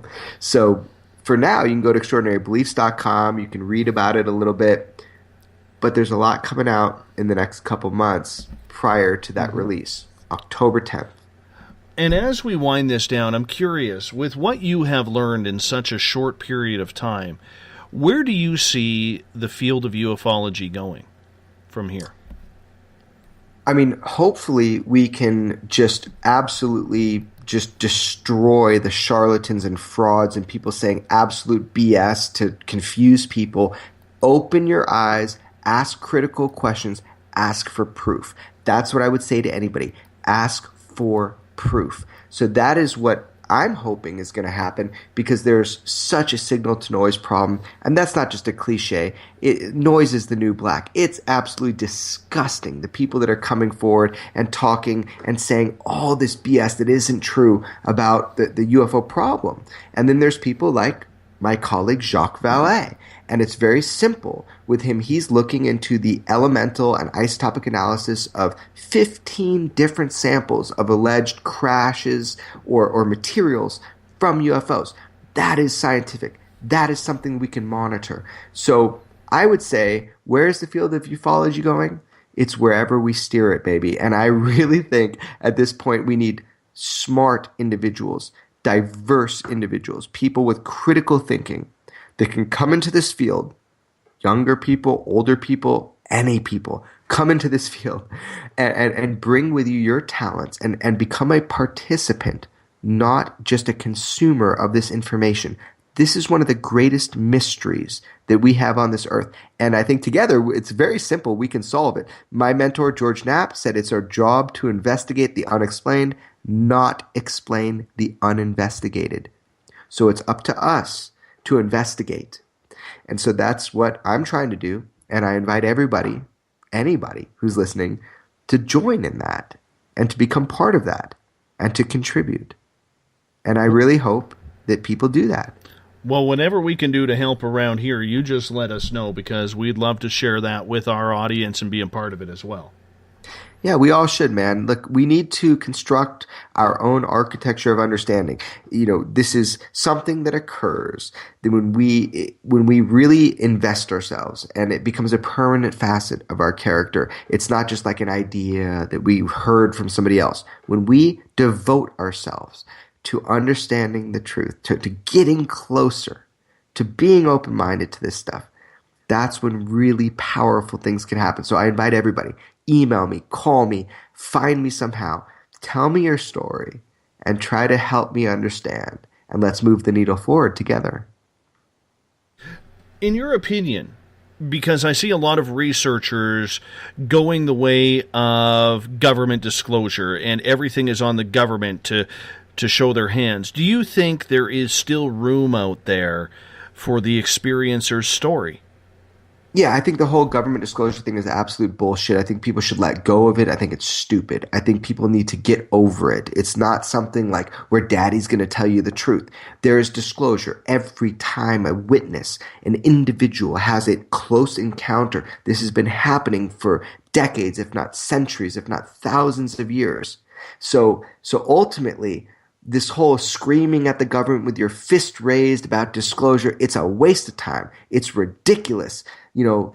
Grow up. Let's start doing this differently. That's ridiculous. Congress can't help you. Your government can't help you. Okay? It is time that we engage this topic on a fundamental, personal level, and we start to understand this from that perspective. It's enraging. No, absolutely it's enraging. And I can see that, and I can feel your passion in regards to it. I'm just, and it sounds like you are as well, disgusted that there are so many researchers out there right now going up to people who don't know where to turn, saying, yeah, you know what, I've heard that kind of story before, you're not really alone, thank you for sharing, but it really is not going to help my research. I see that happening more and more and more. Yet, in my opinion, and my opinion only, maybe you share it as well, every story is important because you might get that one little tidbit of information that you never had before that adds another puzzle piece in place in trying to figure out this mystery. Would you agree with that? Yeah, every story is important if the story is true. And that's something that we need to be able to determine as investigators, as people looking at this. What can we engage? What can we help with? The story needs to be true. We need to trust the people telling the story. So if there's physical evidence, even better. There's a lot of BS. There's a lot of liars in this field. I'm going to stress that again. People need to have a BS meter. For real. Big time. This is a problem. This is an organized problem. So yes, every story is important if it's true. So that is the future of ufology. People need to ask critical questions. They need to come forward boldly. They need to tell their story to credible people who will do something with it. We only got about 2 minutes left with you here. What's the most important lesson you have learned as you've jumped into this pool both feet forward?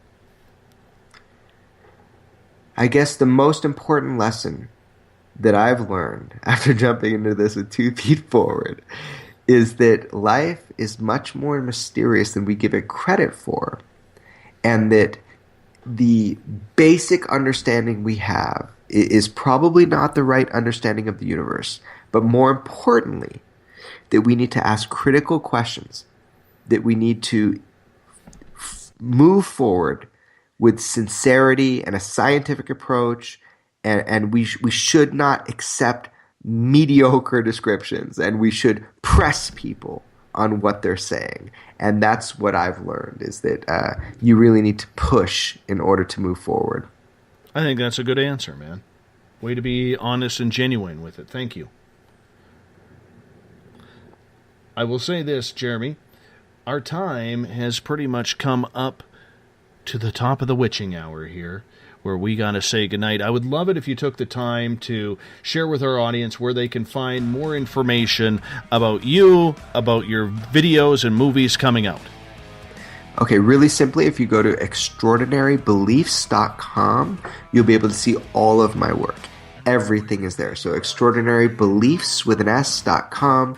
That's where you go. Look, I really appreciate it. If you want to learn some more, go there and just read everything. You could spend weeks on the site. I've really built it as an archive. So yeah, that's where you can find all my work, and very soon on your television. So just look for my name. Look for Patient 17. It's all coming out.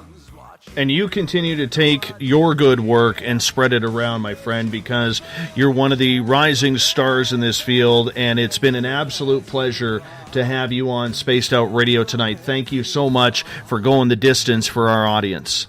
Oh, it's been my pleasure. Thank you so much for having me on, man. I admire your show, and I'm really glad you do what you do. So thank you very much for having me on. It's a pleasure. Thank you so much. Jeremy, you hold on. I'm going to wrap this thing up. Mr. Ron Bumblefoot THAL rocking Little Brother is watching in the background. Bumblefoot is the official music of Spaced Out Radio. Tomorrow night, we get back into the paranormal field. 3 hours of ghost talk. Ghosts of the Great White North happens the third Wednesday of every month. Me and Mike Morin and a special guest will be hanging out talking everything ghostly. 9 p.m. Pacific, midnight Eastern Time at spacedoutradio.com.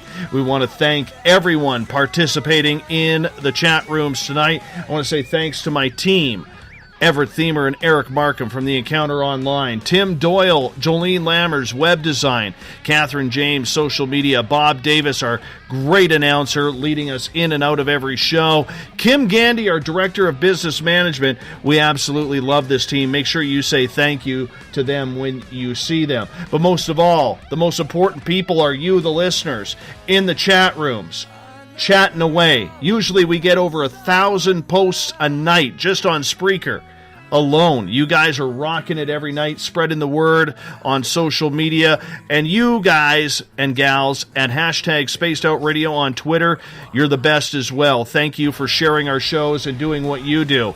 Because together, my friends, we are growing this together. This is your show. I'm just the navigator of this, because together we own the night.